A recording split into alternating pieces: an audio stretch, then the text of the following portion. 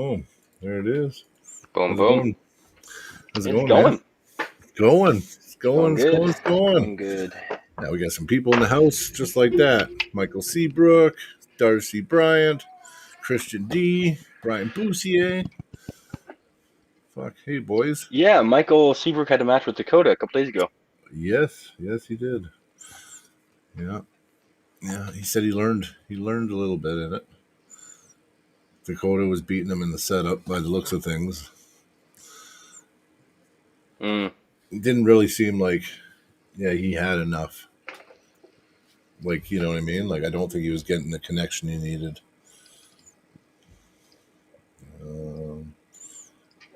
Does Vitaly beat Levon after what we saw? No, I don't think so. I think Jerry relies. The one thing people don't realize he's been losing a lot is because if he doesn't get the strap, he can't really use that technique of his properly. And Vitaly did just a really good job of saying, you know what, I'm just going to grab on tight and just pin him, and he's not going to get to the straps. And Jerry, unfortunately, when Jerry can't get to the strap, he doesn't do very well. So, and it's not like Jerry was training for months to get to strap either. I think that's maybe he overlooked that maybe. Yeah. Because with Levon, with Hermes, Same with Vitaly, they're not letting him get to strap. They're not letting him. No. So if Vitaly is unique also because most people have to grip a little bit lower on Jerry, try to block his wrist, Yeah. Vitaly has such a long hand that he can grip high and just dump his riser, and his riser will hit Jerry's fucking wrist line. His palm will hit Jerry's wrist line. Yeah. You see when they're setting up, he's hitting the wrist line because he's dumped. Boom, stopping it. It was crazy. I didn't see every pin, though. I only saw because I was working. But Carolyn Loon's in the house. Hey, Carolyn. How are you? I never seen you all weekend. Yep, look at that. Zach's looking massive. And he doesn't even touch weights. That's all arm wrestling and band work. Yep. That's what arm wrestling does for you. Oh, my entire physique is just arm wrestling. Big, thick band, that huge band.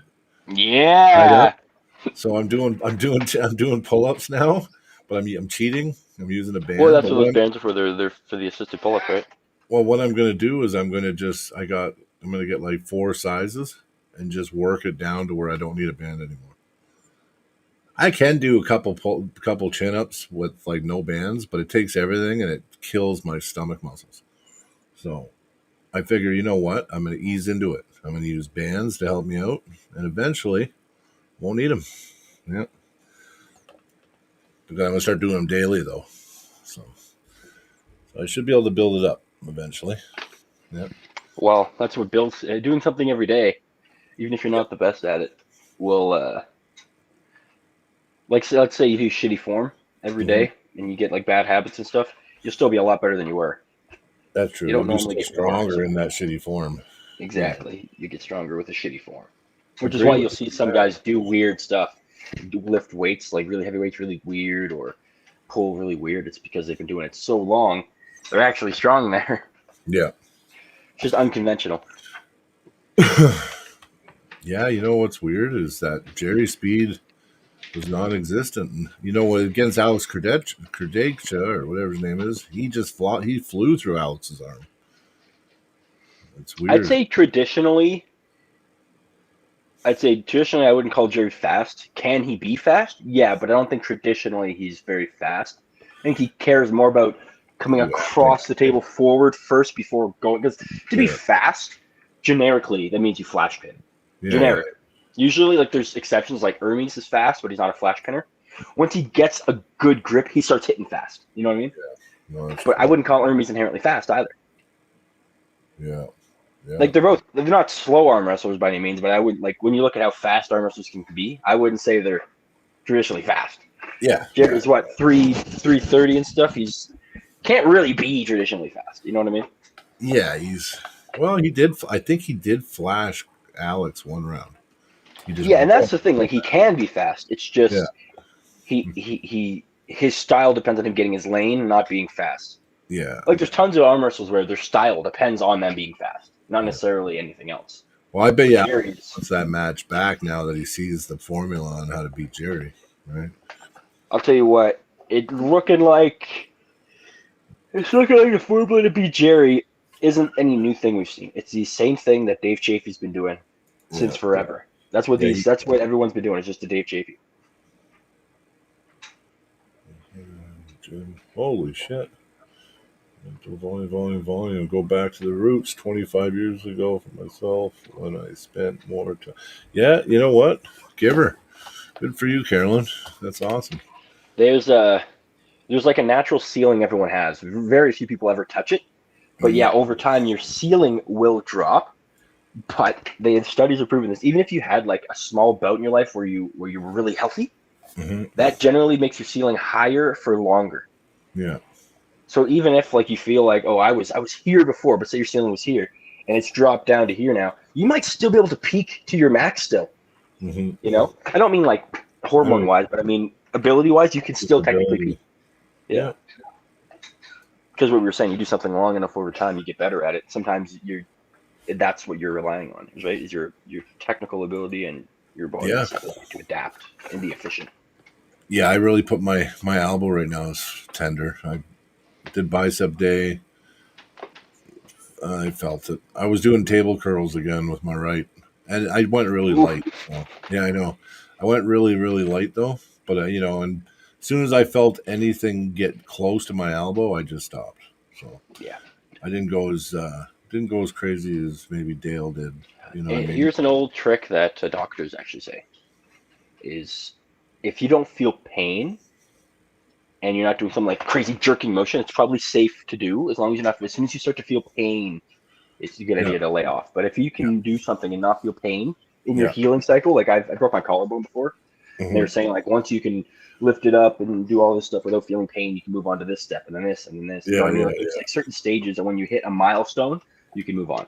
Hit a milestone, you can move on, right? Yeah. Usually healing comes in stages. Well, yesterday I was getting so pumped, I was going like this and shit, and I was feeling my elbow. My elbow was hurting just from me air punching and like foot freaking out when Matt was kicking ass. Yeah. Oh, so, dude, we need to talk about that. That was crazy. Oh, we were going to talk about it. Oh, yeah. Yeah, we'll go over the matches here in a minute. Jody in the chat, thanks for joining us yesterday. It was good company, Jody. Is he able to jump on now? Appreciate you. I don't know. Yeah, you're always welcome, Jody. You're sitting around. We're going to go over and say what we thought about the matches right now. Yep. Way to go, Brian. Oh, Allie's in the chat. Hey, Allie. How are you, brother? Need to feel the pain at level 3. That's a really good way to say it. Yeah, because a level 1 on the pain scale just means you feel something. It doesn't mean like you know what I mean. So no, that makes sense. Yeah. No, true. I think a 4 is pushing it, but yes, 2, 3. I think it's a good one. Yeah, if I just feel that that's starting to hit it, then that's my limit. Right? Because there's a reason why you feel that. That's your body telling you, hey, these nerves have damage. Yeah. If you keep going, you're going to further damage these nerves and these muscles and this tissue. It's all about your nervous system. It's not like necessarily saying it's just muscle. It's saying the nerves that are attached. There's an issue here and here and here. That makes sense. Totally. Yeah. Well, that's why you can have phantom pains. That's why when you have inflammation, you get so much pain. It's the pressure pushing on the nerve, and the nerve is a sensory. So when it's got, it has something. I forget what the. I used to get phantom pains bad. I used to get phantom. You know my brachialis. Ice usually takes phantom pains away. Just get the inflammation gone, whatever tiny inflammation is there. Yeah, I'd get it right before I was going to compete. Like it'd be like 2 weeks. I let my brach heal, and it'd be good. And then right before I was going to compete, all of a sudden I'd get phantom pains there, and they're just in my head almost. Yeah, that might almost not even be the inflammation. That could be, I don't know. Yeah, those ones like that when it's not inflammation. I've had those before too. I have no clue what that is. Yeah, you know what I mean. It's like right before you're ready to go. Like, why do I have that pain I felt a couple weeks ago when I felt injured? You know what I mean? It's like weird, right? So Paul Maiden, Thunder as Paul Maiden calls him. Yes. Jody Chocolate Thunder. Boom. Yeah, definitely check out. If you haven't looked at Jody's channel, go check it out. Like and subscribe. 100. Randy's in the chat. Hey, buddy. How are you? Hey, everyone. East versus West was great because Matt Mask won. Yes, buddy. Hell yes. Won. Yeah. Dude, the left arm streak can't be destroyed. Can't be stopped. The only one that could beat him was the former number 1 on the left, Artem Morozov. Artem Morozov, yeah. That's who beat him last on the left. It's crazy that people forget Matt had a match with him. I know. And that's the funny thing is, Matt had a match with Artem when everyone kind of knew that Artem was the guy. Like, everyone was like, this guy's probably number 1. And they're like, oh, give him Matt. Just fucking fuck it. Yeah, just go right in there, Matt. Matt got fed to the wolves early, and see that's Matt, what kind of. Matt did something. I think 100%. I think Matt did something that I'd say 90% of players can't do. Dave Chafee and Matt both did something that you normally, when you become a gatekeeper, generically your career is basically kind of downhill from there slowly, but you don't really get any more prestige. You that's why you're a gatekeeper. You've reached your pinnacle. Matt and Dave both kind of reached a point where. Well, with COVID, it was hard to say with Matt, but for Dave more so, he reached it sooner. Where it kind of seemed like they were reaching like a pinnacle type of thing, right? Yeah. But clearly, that was just totally wrong because they both came back and Matt's never been as good as he is now, ever. Matt might not realize how good his left really is. Like he says it comes out and plays and this and that, but he beat the number 1 ranked in North American, that Wilton Brock or whatever his name was. Mm-hmm. He beat Irakli on the left. He beat Iraqi's world champion. He beat Brad Grundy on the left. Mm-hmm. Yeah, he beat Sergey Kalashchenko now on the left. Like he's taking some fucking names, man, on that left arm. Like, dude, everybody that he faced on the left had, except for I don't know if Sergey had any accolades, but they all had major accolades on him. Sergey used to be really good on the left, but he broke his arm. I know he broke his arm like 7 years ago or something, like a while ago. That was his first competitive match on the left since then. Apparently, what I heard was he used to get in like weird arm break positions before. He was pulling different during this match. That's what the comments were saying. Yeah, I read some comments where they're like, Sergey looked like he was scared because of his arm break and stuff like that. So I don't think that played into the loss or anything. I just think that played into his mentality of he knows if I get into that arm break position, I'm probably gonna break my arm. Sergey did that weird cupping on his bicep, like the way he did that, and the round 2, I don't know if he was too scared because even that round, is that when it pulled Matt's when Matt got torn like this, and you see him pull it in? I was like, ooh, but Matt gets those pec tears a lot. So Matt, that is true. He had a pec tear fucking last time he had a match. Yeah, because you know why it's because he's pec decking it. But what's crazy is 95% of people, even that are hookers, can't do that. That's why you see a hooker. I pec deck. They sit here. They sit here. Boom. Yeah. Look at Dale. Dale's not doing this. Yeah. He's not pec rolling his internal rotation in. I do that. Yeah. I do too, but it's not a normal. That's a shoulder roll. Yeah. Matt was opened up, and he's like, "Fuck it," just shoulder rolling him back in. So that means Matt probably has a good press on the left. Yeah. If he has that shoulder roll, if he probably hits hard, he can probably press really good on the left. No, I agree. In my opinion, having height and a long lever and a big hand is not a disadvantage for a press. No. In my opinion, I don't think it is. When I try to press, I try to get height. I try to get above them. I try to do all the things that people that have a big hand naturally get. So in my head, I don't know how it would be worse. Oh, we got Dakota's video is pretty informative, actually. Yeah. Yeah, I watch them all. I watch all his posts. They're good. They're good. Jean Claude. You know what? I just never say his last name because I don't know. And until someone tells me how to say it. I think it's Shulkwick. Shulkwick? I'm pretty good. Like, I'm not the best when it's like a crazy different language, but I think it's called phonetics. They're pretty good. They're not always right, but that's like half French, half German. Well, you got to think if he's South African, that makes 100% perfect sense. Oh yeah, because the French colonized South Africa. They came all the way down and around. Oh, okay. That's why there's so many white people that are half white, half black, and they look like they're black, but they look really, really like white with the black features. It's because they're so mixed in, right? It's been I don't even know how many years, but it's been Africa's a big continent too, right? And we were talking about just the country, not even the continent, just the lower part of the countries where they came in, and even there is freaking massive. Because overall, the continent is an actual continent, Africa, right? Yeah. There's Africa, Asia. Yeah. I forget what the Europe one's called. There's a European one, I think. And then then there's I don't remember. There's 7 continents total, You got North America, Oh, Central sorry, Jody. America, South America. There's 3. Antarctica, it's 4, 5. Maybe there's I'm 8. getting I don't cold, actually know. man. I'm snoozing. I sound like an idiot. I don't actually know my geography. Oh, you know a little bit. Yeah. You know, and then you know the ice wall, right? You know how you have a whole nother world on the other side of Antarctica. I don't know if there's a whole nother world, but there's ice up there. No, there is. There's a tropical There's paradise. there's a continent up there. It's just There's something that we're not allowed to see there. Believe me. I agree with that. I just don't think it's warm. Yeah. The way that cold and warm works, there's not a split like this or like a dome like this. No, it's a gradual thing. It would be a gradual, yeah. So But I believe unless but I've it's, seen the old maps, so bro. And I've seen them too, but you also got to realize every old map was made by someone who's going by what people say and what they saw I and seen how one long where it took. it was weird. There was a section called Mars, and there was a section. I'm not even lying. You have to go back even further. There's older maps, and Well, like that could be like star maps too, right? and the Because they've been doing one that for map a while. and the one map only represented what we see and know. Yeah, Yeah, I've seen the one where it's like the circle and the bigger circle and stuff. But yeah. hey, there we go. Hey, brother. Oh, look, he's training. Hi, what's up, y'all? Oh, you're getting all reps on the table curls. Jody upsell. You know, I did table curls today. Yeah. There we go. What's that? I was doing table curls today, brother. That's what's up, man. Nothing wrong with that at all. Nothing wrong with that. Yeah. The way we do it is, I know you explained yesterday how you do it. So what we do is we take 95-pound dumbbell and we bring it down to the pad to our stopping point, and then we have someone count 1, 2, 3, 4, 5, and we lift. Okay.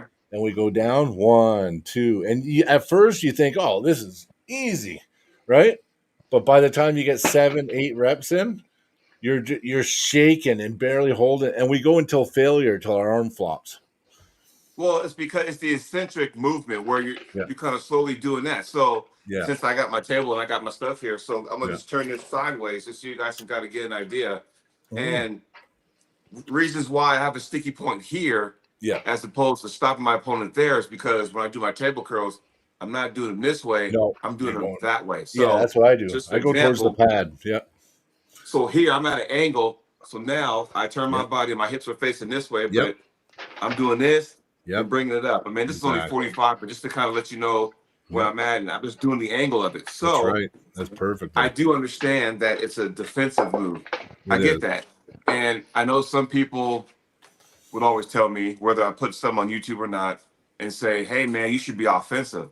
I'm like, I am offensive, but there's times where there's going to be a situation where I miss. They're more offensive. Right. I mean, I could, if I want to do it, I could just sit there and be like, ready to go, and just bam, you know. This is where this comes into play. I've seen your hit, buddy. Right? I've seen your lightning hit. Yeah, I've seen your hit. Yeah. But there are times where you want to kind of build that up. Yep. So if I want to build endurance or whatever, I'm using this and power. If I want to build speed, then I'm using my handle. I got bands on there, and you know, I'm just sitting up there planting my elbow. And if I let go, it wants to pull me out, you know. So I got to really keep tension, then ready, go. And I'm doing that. If I want to make it more, not so much harder, but more challenging, then all I got to do is move the table. Yep. You know, and just do it that way. So. Yeah, well, we used to do those table curls. Oh, what do I do? Here's 1 second. I'm echoing. There we go. Oh, no, fuck off. There we go. No, what we do our first set will go a little heavier, like 115 all the way up to 145, and we'll do the same thing, the same motion you're doing, right? But the first set we just do reps, like kind of like you were doing. We just take it down to our point, bring it up. But it's that fail set that we do afterwards with the guy counting. That for some reason, it's like a game changer. Yeah, it's a game. I never had a lock ever before. Now, like guys have. If they're not pressing me, they're not pinning me. You know what I mean? Like, got really good. Yeah. I've even changed the angle of my press, because before it would just be sideways. And it's like going, hey, sideways, side pressure, that's fine. But if I go and just a little, one of my secrets, that I look at this table as a clock, right? So if I play left, if I'm going left-handed, my opponent's pad is 12 o'clock, my elbow's 6, this is 9, this is 3. So if I just go straight side pressure, they can catch me at 9. But it's hard for them to catch me at 4 o'clock, 5 o'clock.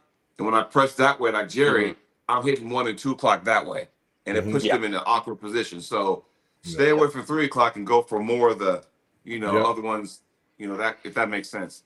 Yeah. Oh, yeah. You want to stay in your bone line angles and shit, right? So, right. I have the same like thought process. I just say it more as like just more convoluted. Like your way is way simpler. I say imagine like a half semi-sphere with like a protractor in it, and you get 180 degrees on 360. It's way more convoluted. Right. But now Jody just explained it, and you're like, wow, I could have just said it's that. The same before. thing, yeah. Yeah. With mine, it's just, like. I mean, we're speaking the same language, but like when I had new guys come to our team, I try to make it as simple as possible, because when you first get into the sport, you guys gone through it and I went through it, and it's a lot to take in all at one time. And so I said, okay, let's just break it down into, segments here, tables of clock, work it that way. Once you get done with that, let's learn the top roll. What is top roll? Because everybody wants to kind of do this. And it's just like 1, 2, or 1, 2 instead of smoothly. I said, look at it this way. When you pour a pitcher of beer, right, this is the motion you're making. I need a bowl of cereal. Where's the milk? Get the gallon of milk. You're pouring that way. That's the movement. Or if I'm sitting up here, since I'm a lefty, I'm sitting up here at the light and I want to make a right-hand turn. Well, guess what? I'm just turning this way, the steering wheel. That's the motion you make. And I'm trying to explain that terminology. It's not a two-part thing. It's a one fluid motion. Right. Yeah. It's one fluid motion. You know what I mean? Or you could just say, hey, aim for the opposite shoulder this way. It all depends on, but then, once you get to the sport long enough, then you start doing weird stuff, because I got caught in situations where I came back from it because I did something stupid. Like I would slide it over forward like this, where it's high, and then I would sit there and just whack, that kind of thing. So. Yeah. I find with the top roll, if I'm teaching somebody the top roll, I teach them it in like an offensive move to the pad. So I'll always teach them the half moon. So you're starting up at the top corner and you're coming around, and as you bring it, it's all one motion, and it's gradual over, because it's like a little half circle, right? I start up here, coming back, and then I'm coming over, right? So because you don't want to just do it from a dead standstill, your owl planet, right? If you want to, so I would show that motion, right? And I got other angles. Yep, and there's different styles of doing it. Yep. Right. Now, if people in the chat want to know what that is, then go ahead and cash at me, $29.99. I'll give you all my secrets, but yeah. Killer Cat was asking if I'm going to win my match at Mayhem. I looked in the future, and I won. So. Yeah, I'm happy. I'm feeling good. Well, Zach's studying, and he's building the game. He's going up against Dustin Leach and Mayhem at the Mall this month. It's one of the Leach brothers. They're crazy. Anybody with the last name Leach, you better take seriously. Yes. Yeah. So it's a big match for Zach. It's actually like a match that Zach is like planned out, like in his career and his steps, and it's a big match for Zach for sure. Yeah, we talked about this a couple of years ago, and and it's been a build up, right? So I set goals for myself, and I was like, if I can attain these goals, I think I'll be ready, or I'll be ready enough to try. You know what I mean? I'm not gonna say I'm gonna smoke them or anything, but I'll be ready enough to give it a shot. Yeah. Now we did say we're gonna go over the matches quickly, so we will quickly. First match was Elaine from Sweden versus Babayev. Babayeva. Yeah. Yeah. Babayev is Rustam. Yeah, I know. It's different. I know it's different. I thought it might be a sister. I didn't know. Yeah. At first, I did too until I saw the A, and I'm like, oh, it's Babayeva. Babayeva. Yeah. So it's different spelling. Yeah. That match didn't surprise me. I've seen Denis Saplaikov with different spelling names too now. With a T, with a C, with an S. Sergey's the same way. Sergey Kalachenko. I've seen Sergey spelled 5 different ways now. Yeah. It's because they don't have the spelling in English, so they just use whatever spelling is in that region, I think. Yeah. It's not Oh even man. Sergey now. It's Serhi. Yeah, it's like it's weird. I've seen it with G's, I've seen it with H's, I've seen it with I's, I've seen it with Yeah, Y's. but they have They have an extra 4 letters than we do in their alphabet. They have Well, a anybody larger with alphabet. Yeah, Russia has a bigger alphabet. So They got numbers. anybody They with threw 3 in 4 numbers. syllables in their names, you got to watch out for. yeah, yeah. It's Galina, not. yeah, that's too many. More 3 and more. That's when you got to start panicking. Yeah, no, true enough. True enough. But yeah, that first match. What did you guys think of that first match? Real quick. Total domination. Yeah, Just, yeah. There's not much you to know. say, really. A few matches went that way. Well, that match didn't surprise me. So, I mean, we're not going to talk much about it because it's probably not nice for Elaine or whatever her name is. But hey The guys, next, I do got to get Carson. ready for dinner, but I oh will. yeah, Can we talk about 2 matches? sure, Yep. sure, we can skip. Okay. Yep, One, let's talk about Matt Mask, right? yep, yeah. I Mm-hmm. think I think with Matt, it was really needed. I think after round 2, he's like, okay, I'm getting in trouble. I better go ahead and end this now. And I'm glad he did because Matt got exposed though too. As soon as his wrist got turned this way, maybe that's something he should work on with the table curls that you guys do over there.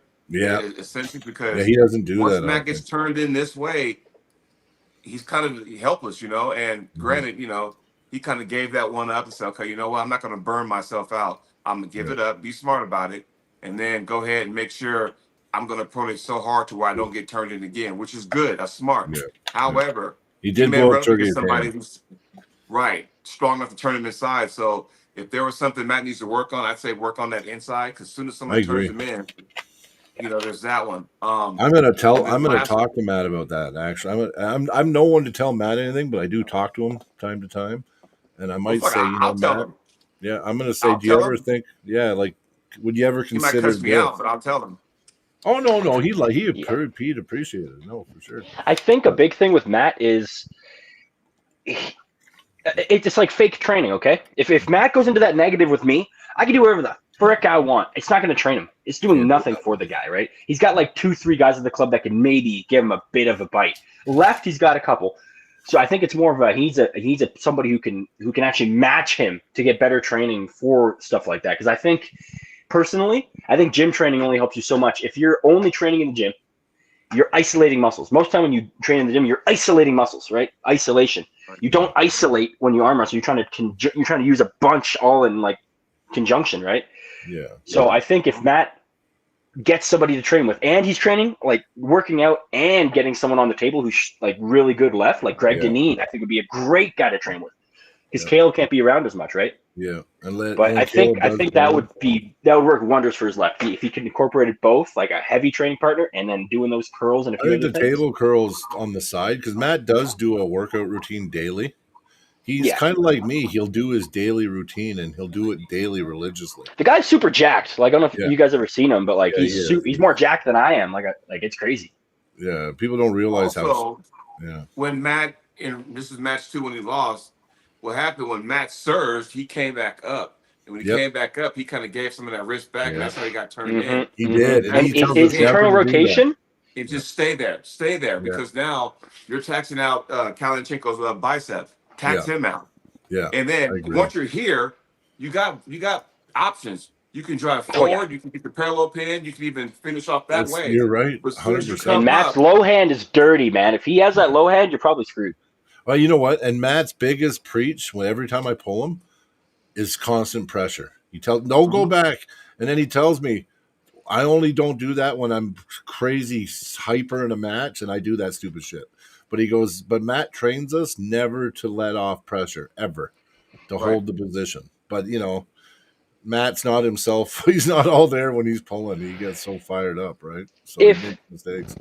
Yeah, and there's things that people can do. Like Sergey, like if someone's on top of me and I have them like this and they go to come inside, I'll bone lock and post to put them outside their shoulder when they're trying to come forward. It's subtle, but I think Sergey was doing that as well. I think he was bone locking and posting.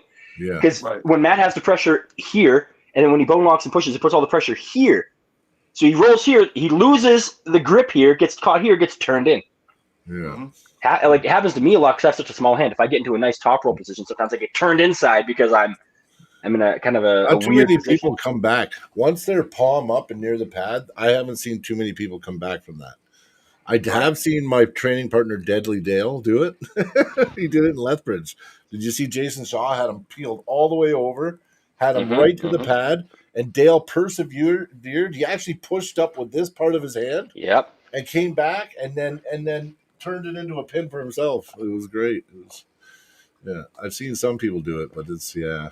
But that match Then, with Matt was. I think good after job, good job, Matt. Good well, job. yeah. Afterwards, you know what, Sergey? You know what? When Sergey decided to go flop, that's Sergey's cue that his hand's blown up. He does it every time. He did it in their right hand match too, and he actually got Matt with the press and won that match. So.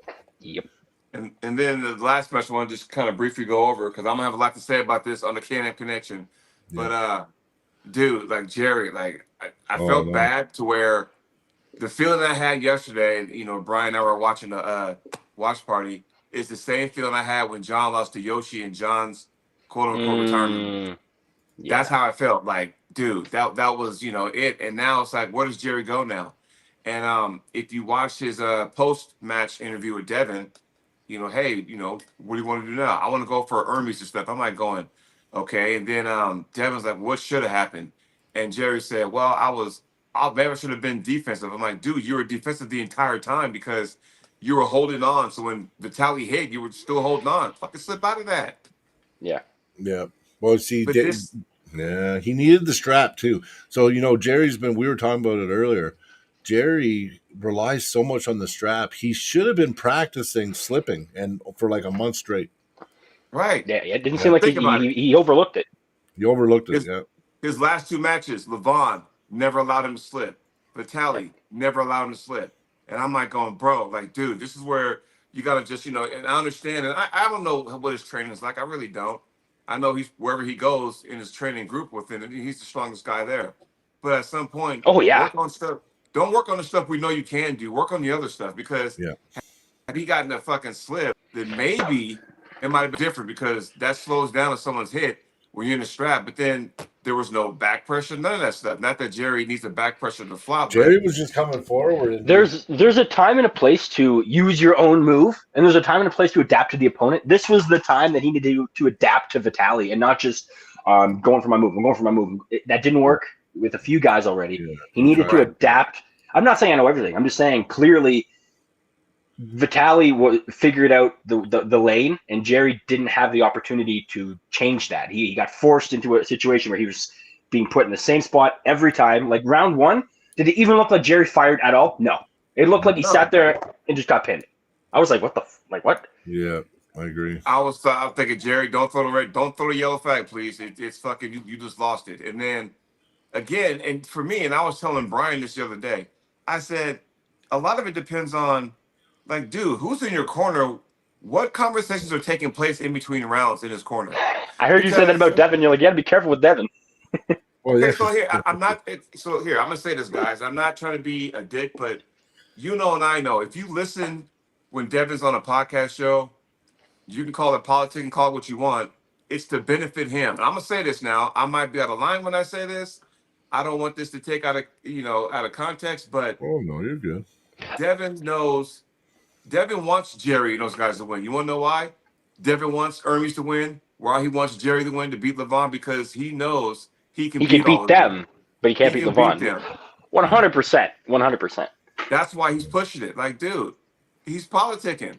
Yeah. Now at the same time, he said it. He said it openly. You're 100% correct. It's not even a assumption. You're 100%. He said that openly before that he wants someone to take out Levon. Yes, because Devin knows. I mean, think about it. Hermes against Levon, 0 for 2. Devin versus Levon, 0 for 2. What the fuck are we doing? You know, so like, okay, you want to see that there's a part of me that want to see Jerry win because even though I picked Vitaly to win in my prediction, then there's a big mix all of a sudden. There's 3-4 guys that can all of a sudden be potential for that number one spot. It's interesting again, right? I would have been curious to see what would happen if Michael got the opportunity. Because he promotes a different kind of style and awkward. That hurt him pretty good. That put a monkey wrench in his ass. So now it's like, okay, but again, it's like going, Jerry, you got to find another. I mean, again, none of this happened because Vitaly didn't allow that to happen. It was just, I'm sweeping you over. Okay, fine. Well, how come Jerry couldn't just underneath? Or, when he got to that point, add a little back pressure and come out the back door and slip. That way, hey, guess what? Yep. Now we got the strap. Is Devin telling him that, though? Yeah, that's the thing. And here's that. You couldn't have said it better. The thing is, I know a trick. Everyone knows a trick. I'm just saying that a lot of people don't know this. But I call it professional slip. That's where you can actually almost get the slip every single time because you lift your elbow slightly and then rip with your lat as hard as you can like this away. There's no way they're hanging on. I've had people squeeze me as hard as I can, like twice the size of my hand, and I rip out. And it's so fast you can't see if I foul first or if I slip first. He didn't even try that. He didn't even try. No. Again, I'm not saying I know what to tell Jerry or anything. I'm just saying it just looked like he didn't attempt. It looked like he was. I don't even know what it looked like, honestly. Watching it, I'm going to have to rewatch it. I don't know what to watch. Jerry's an amazing puller, man. Jerry's amazing. He is. Yes. Like he just looked like he wasn't there. Like he wasn't there again mentally. And there's something going on, and I think it could be something too. Like, okay, so you get Devin in your corner, right? Mm-hmm. Devin's one of the best pullers ever, but is Devin good at pulling the way that Jerry does? And what kind of? And when we're talking about advice, right? You're right. That's the one spot I think he'd be bad at. Jerry can perform. Like, well, okay, what I mean? When he had when he pulled Levon, who was in Jerry's corner? Devin and fucking Michael. Like, dude. Yeah. Like, you may be telling Jerry to do some stuff that they would do, but not so much what Jerry would do. That's why sometimes you gotta be careful who's in your corner. I would take Michael over Devin in that scenario just because Michael has a really nice flop press, like flash press. He does. Or Devin, I've never seen Devin hit with a flop. One time I did, and he got pinned, remember? He hit the Gennady with a flop, got it here, and Gennady brought it back. But Michael's not going to flop off a go. He's going to flop. He will when you're tired. He's going to shoulder press. He's not going to flop. Michael will he'll either go for the flop press off the go. He will sometimes if he feels it. Like with Camille, he did it with Camille. But you're right. He usually works into it and feels it and then stands up and smashes it. Totally. Well, it's either, here's Michael to a T. Michael sit there. If he doesn't get the press, he'll go back to king. He'll do this, right? Exactly. He's unbelievably fast too. It's almost a can opener, He's going so far in and then so far out. I think he also hits. He hits to throw them off on the go, and then goes to his position because it actually saves him from them getting too much right away on the go and just pinning him. Because Michael has to kind of get into his king's move. So if he kind of hits and he doesn't get it, he's so good. He has time to roll out and rotate. Yeah, he'll just roll right out And not which again, maybe you're right, Jody, because if Jerry did what Michael did, he wouldn't have that option to roll back out. He would just instantly get pinned. Well, Jerry does have an amazing hook. And Brian, you know what I'm about to say right now. When Jerry pulled Gennady, what was that? Was it round 3, I think? I think it was round 3, and all of a sudden, the one thing Jerry came out that nobody saw, but he has it, he just doesn't use it. When Jerry came here, all of a sudden he went boom like this, like shoulder roll, that shoulder press. Yeah, I'm still waiting for that. He did it to Alex Credentia in a flash pin too. He did it to Credentia too. I told Brian, I told the guys on the K&M Connection, I said, look, now would be a good time for Jerry to break out with that shoulder. Because I'm telling you right now, if you think Vitaly was not watching the match between Jerry and Levon, you're sick. Oh yeah, he was. It's just Vitaly's more explosive. Yeah. Yep. People were saying Vitaly beat Jerry better than Levon did. Well, and here's another thing. So this is something that no one knows because no one dares to go inside with Jerry. Jerry's hook is world level, like super world level. That match against Gennady actually. Do you remember what happened when Gennady got him into a hook? It was quick. It was threw him across the table to the pad. Boom. Yeah. Well, then you know what? Here's the $1 million question: how many times have you seen Jerry in the strap and he doesn't go for that move? No, I know. Not, but in the strap, he feels more comfortable stopping it with his hand back so he can work the press and tire his But opponent. guess what? He didn't get to the strap. The whole world knows what's coming. Yeah. Oh, I know. Yeah, you know it's coming, but it's still one. It's like Michael's King's move, right? It's you got to know how to beat it. I guess the attitude is, hey, I got one move, but I'm damn good at it.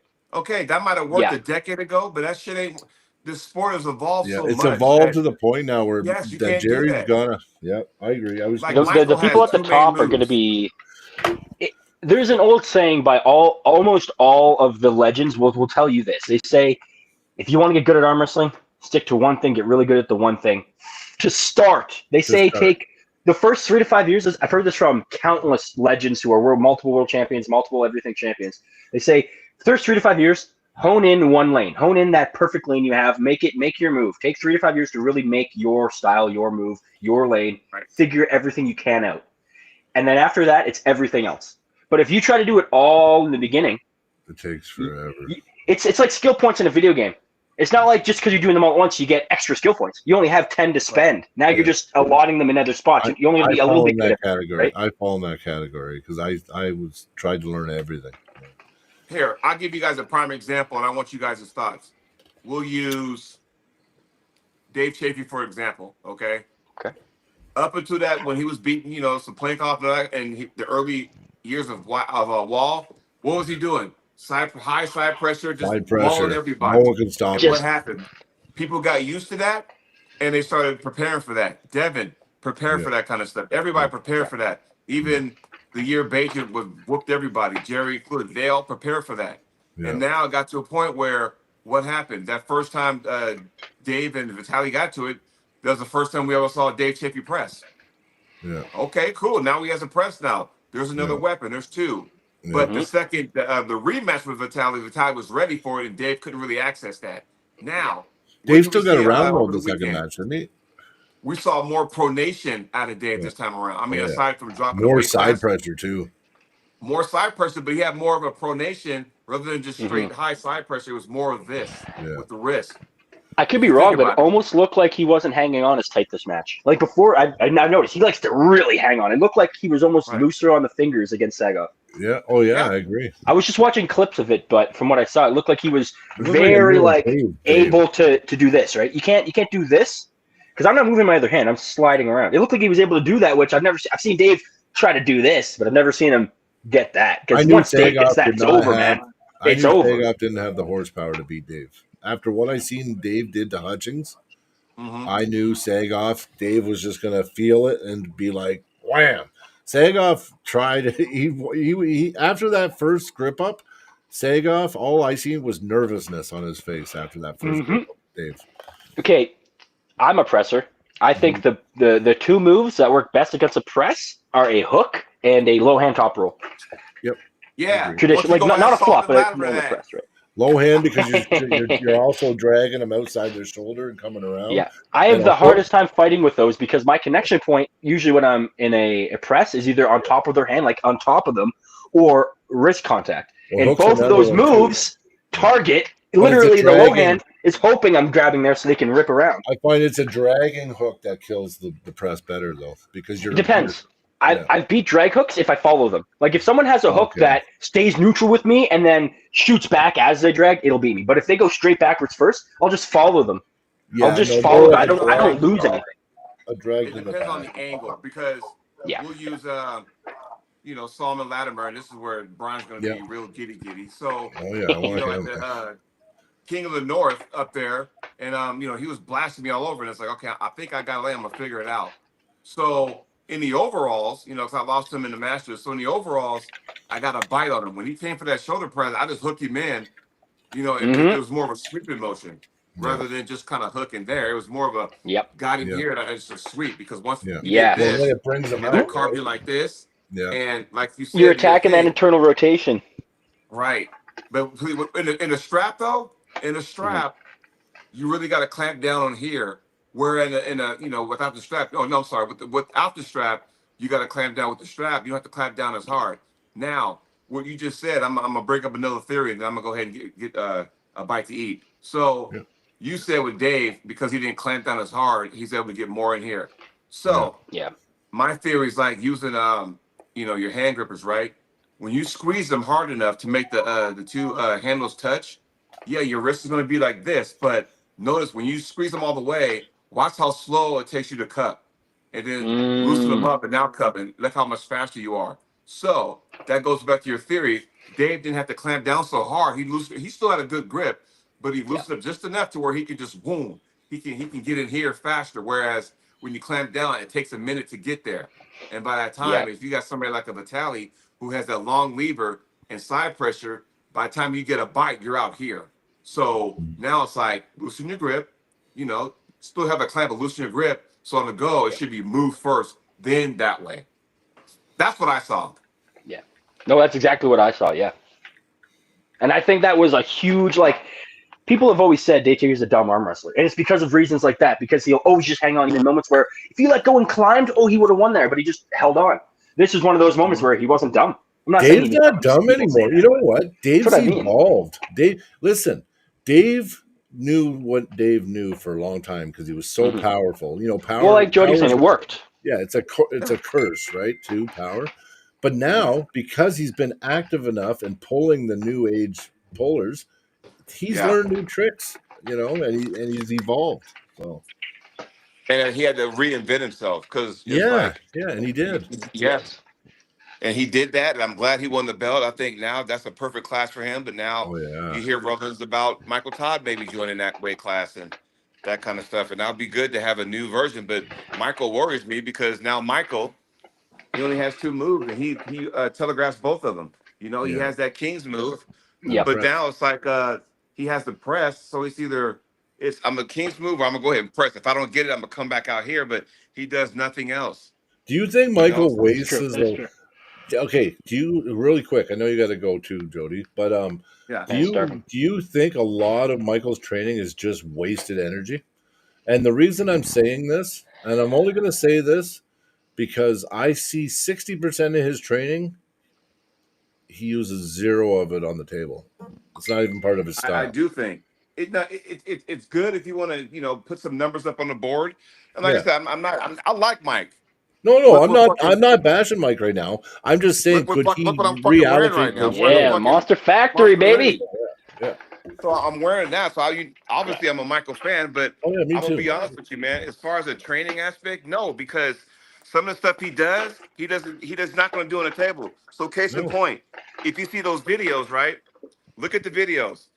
First thing we look at where his legs are. When he does that side pressure thing, look how his legs are spread apart. He's never like that. No. So why the fuck are you going to do that in training, but you don't do that at the table? Yeah, does that make sense? This is all stuff I'm noticing. Yeah. Right. So those guys he has at his Monster Factory that train with him and stuff, he's got those guys doing that, which is fine. Yes, they can move some weight. They can move a lot more weight than I can. But I tell you what, though, we get into an actual arm wrestling match, I bet that shit won't happen because you're never going to be in that position. And it starts with the footwork. Yeah. Start from the bottom, work your way up. I agree. And I started learning that over time. And I think what's working for them, they don't even realize what part of it's actually working. I think the impact part of it is what's actually giving them good training for arm wrestling. It's the impact of bang, the weight hitting and them catching it. Because in arm wrestling, it's always 100% maxed out. You're basically maxing out right from the get-go, right? So I think not all the time, but you should train maxing out or getting heavy load is a really good way to train. So I think the heavy load and the impact is good. But yeah, like you're saying, if I'm set up a certain way, there's a reason I'm setting up like that because I can only do it setting up like this. If my feet are spread wide, so I need boom. I'm instantly going to get flash hooked if I set up like this. I'm just going to get destroyed. So I agree with you where it's like tailor your training to be most like your style and how you actually pull. Because if you're doing gym exercises, okay, you're getting stronger. If you're trying to tailor exercises to be an arm wrestling exercise and you're getting an outcome that's not even helping you in arm wrestling, what are you doing? Like, you're not doing a traditional exercise and you're making exercise that's not actually helping you either. Well, yeah. So it is wasting time to a degree.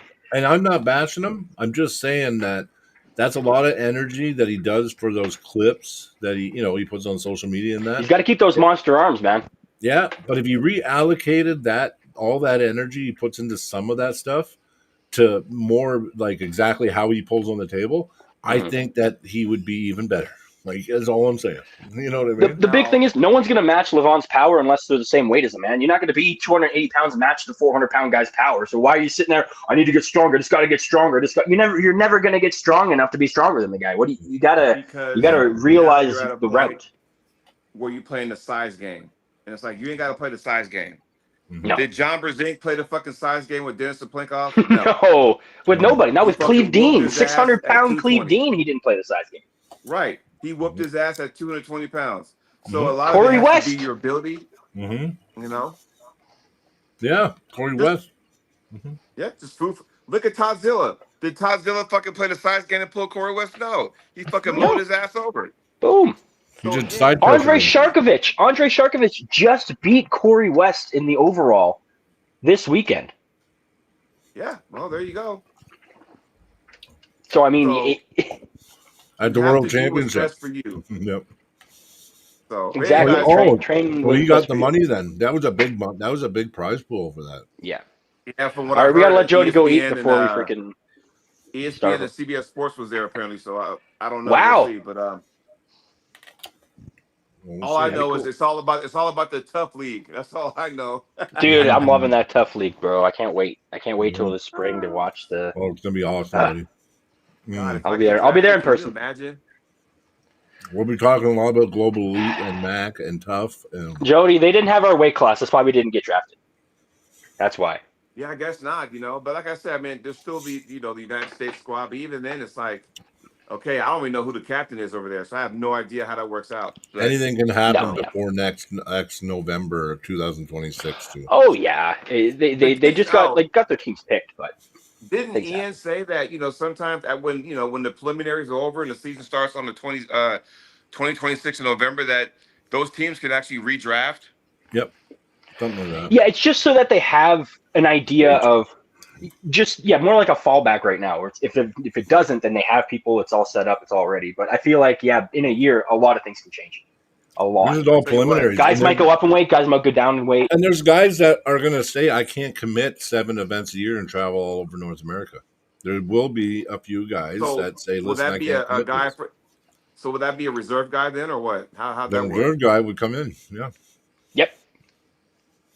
Mm-hmm. So that's right. You're the reserve, Jody. And you're, so what, 220 you're going to say? So let's Yeah, just about hypothetically 220. say you're with Victor and Eugene. No, Yeah. that would be the next. Yeah. Okay. Let's say you're with them. Well, if Eugene can't get his visa yet and it's going to be in Vegas, well, and you're the reserve, now you and Victor are in. Yep. Now, Right. next event though, it's not like you're now the guy. You No. are there ready to jump in at any event, but the But guy who's actually on the team you will could earn already it get too, first. though, because if you start outperforming one What of if the you other start? Yeah, two, what if you're the best guy at that weight now? They're not going to not want you. So and you I become still number think 2 or 1. there's still some questions. I need to get hold with Jason and see how this is because yes, Yeah. you have to be committed to 7 events, but you have to also ask, well, how many events? I mean, how they spread out though? Every 2 months? I mean, how does that work out? You know what I'm saying? Because It's that'd be going to be. expensive if you got to travel He thousands said of that kilometers 7 times a year. there could be a time where it's like 4 weeks apart. Yeah, Mm. Okay. yeah, he did say that. Mm-hmm. No, man, Again, I I'm don't know if there's still, going to be funding for the athletes. I don't know how And that's going to work. If there any is of the funding, so sponsors. Okay. everything's paid. Hotel, flight, everything is going to be paid. Okay. Then there's And no there'll issue. be Yeah. some small fee right now because there's not a lot of money yet, from what I heard. Mm-hmm. Like this is off right. hearsay. It could, you know what I mean? But It's still in a year. That's all. They're yeah, doing it smart and planning it a year in advance so they're that doing it's the going to be a great. prelims too. Yeah. Well, and the prelims is a model, so they're Yeah. doing the Work. It's prelims proof of to work concept. out the teams, and then It's they're like a also dry doing it run or as a something. well. They're doing Yeah. a sale, using it for sale too, because they're trying to pick up either TSN or ESPN, right? And Right. that way they have the portfolio because now they've done it. They've done 4 prelim matches. They got their 8 Right. teams Mm-hmm. made, right? Yeah, just I'm proud still member. trying Oh, to, are you part of the? Oh, wicked. Matt Wiggins is part of the Vancouver Wildcats. nice. Nice. Nice, man. I know they didn't release a list yet. Butcher was saying that they're not quite full yet on the team. So That's awesome, though. Cool. wicked. Congratulations on that. Congratulations. Yeah, But it's an yeah, I elite fucking league for sure. Boom. Good with for you, that, Matt. with Good for Mac, you, buddy. Global Elite, and Ian and I has been talking back and forth. We're trying to make things kind of work, but Mm-hmm. he wanted me on the August card, and I was on family vacation, so that wasn't going to work. And then he wanted me on November, but I'm like going, dude. I mean, I like to plan my stuff out, but Mm-hmm. all I heard after that was that he's going to take some time off. I'm thinking, okay, well, guess what? Now here comes fucking, the Fallen Heroes event in Kansas City in March. I'm already signed up for. And then I got a sponsor to go to IFA Nationals in April. So it's like when I hear from Ian, I'm going to take some time off in the first part of the year. Dude, I'm not gonna. I don't want to sit by the phone and just wait and wait and wait and have all these opportunities pass me by. So that's Mm-hmm. probably why we've been kind of like missing each other. But nonetheless, it's all right. I mean, I will one day. Don't worry, I'll get there one day. We'll all get there one day, man. I swear. Yeah. I'm trying to get healed Hopefully up. the same card. Hopefully we'll be on the same card. That'd be awesome. I was thinking about going to Winter Blast in March. So, hey, there you go. Because I'll be. March is just too, guys. March is fucking loaded. Like, look, the first weekend of March, there's 2 events, major events. There's the Arnold Classic in Ohio. Then you got the Ottawa North American Championships. Yes. So there's that. Not the Ottawa Open, North American Championships in Ottawa. That's in March. You qualified already, right? What's that? Arnold, you're qualified already. Yeah. Yeah, I qualified. So then you got me. I got, March 21st against the young stud, the United States version of Auden Laird, Easton McCormick. So nice. Hell, when that match comes around, I'll be 50 years old. So I'm gonna be like, okay, here comes this old grandmaster. Spank him, put on his diaper, and put him to bed. There you go, right? Then I'm going to IFA Nationals the following month in April because I really need to get that national title because I was watching IFA Worlds. Yeah, well, like I said, I mean, next year's IFA Worlds is in Tokyo, Japan. Oh, I know. That's so cool. I wish I could go to that, man. There's a bunch of us that come down to that national IFA Nationals from here, actually. Please do, because then I'll be pulling Masters and Grandmasters. But, what if I just decided to, get my stuff real strong and real motivated? Could I go Open, Master, Grandmasters? Fuck it. And just what's the weight class for Masters there, though?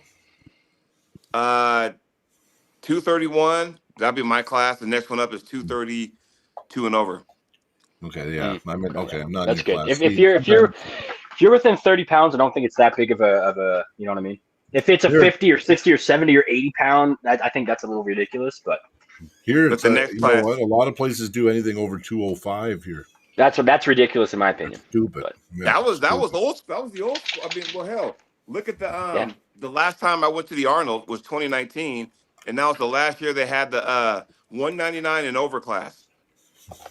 So there were 27 guys in my class that day. Yeah, I mean, some of them are 300 pounds. And I was like, crazy, I was like 216 that day. I was like, oh, okay, so. No, I don't agree with that. No. See, on the low end, sorry, Jody, let's let you get to your food there before it gets cold. Yeah, you should go eat. Keep pulling you back in. We can pull you in.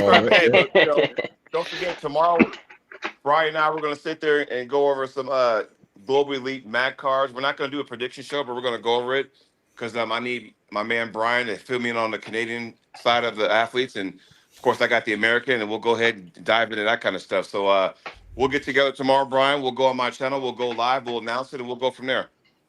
Okay. Yep. For sure, brother. Don't miss it, guys. Wait, what time? I haven't decided yet. I'll make a post on Facebook, and I'll make it public. That way people can see it. So. Okay. Sounds good. All right. Yeah. Take care, you guys.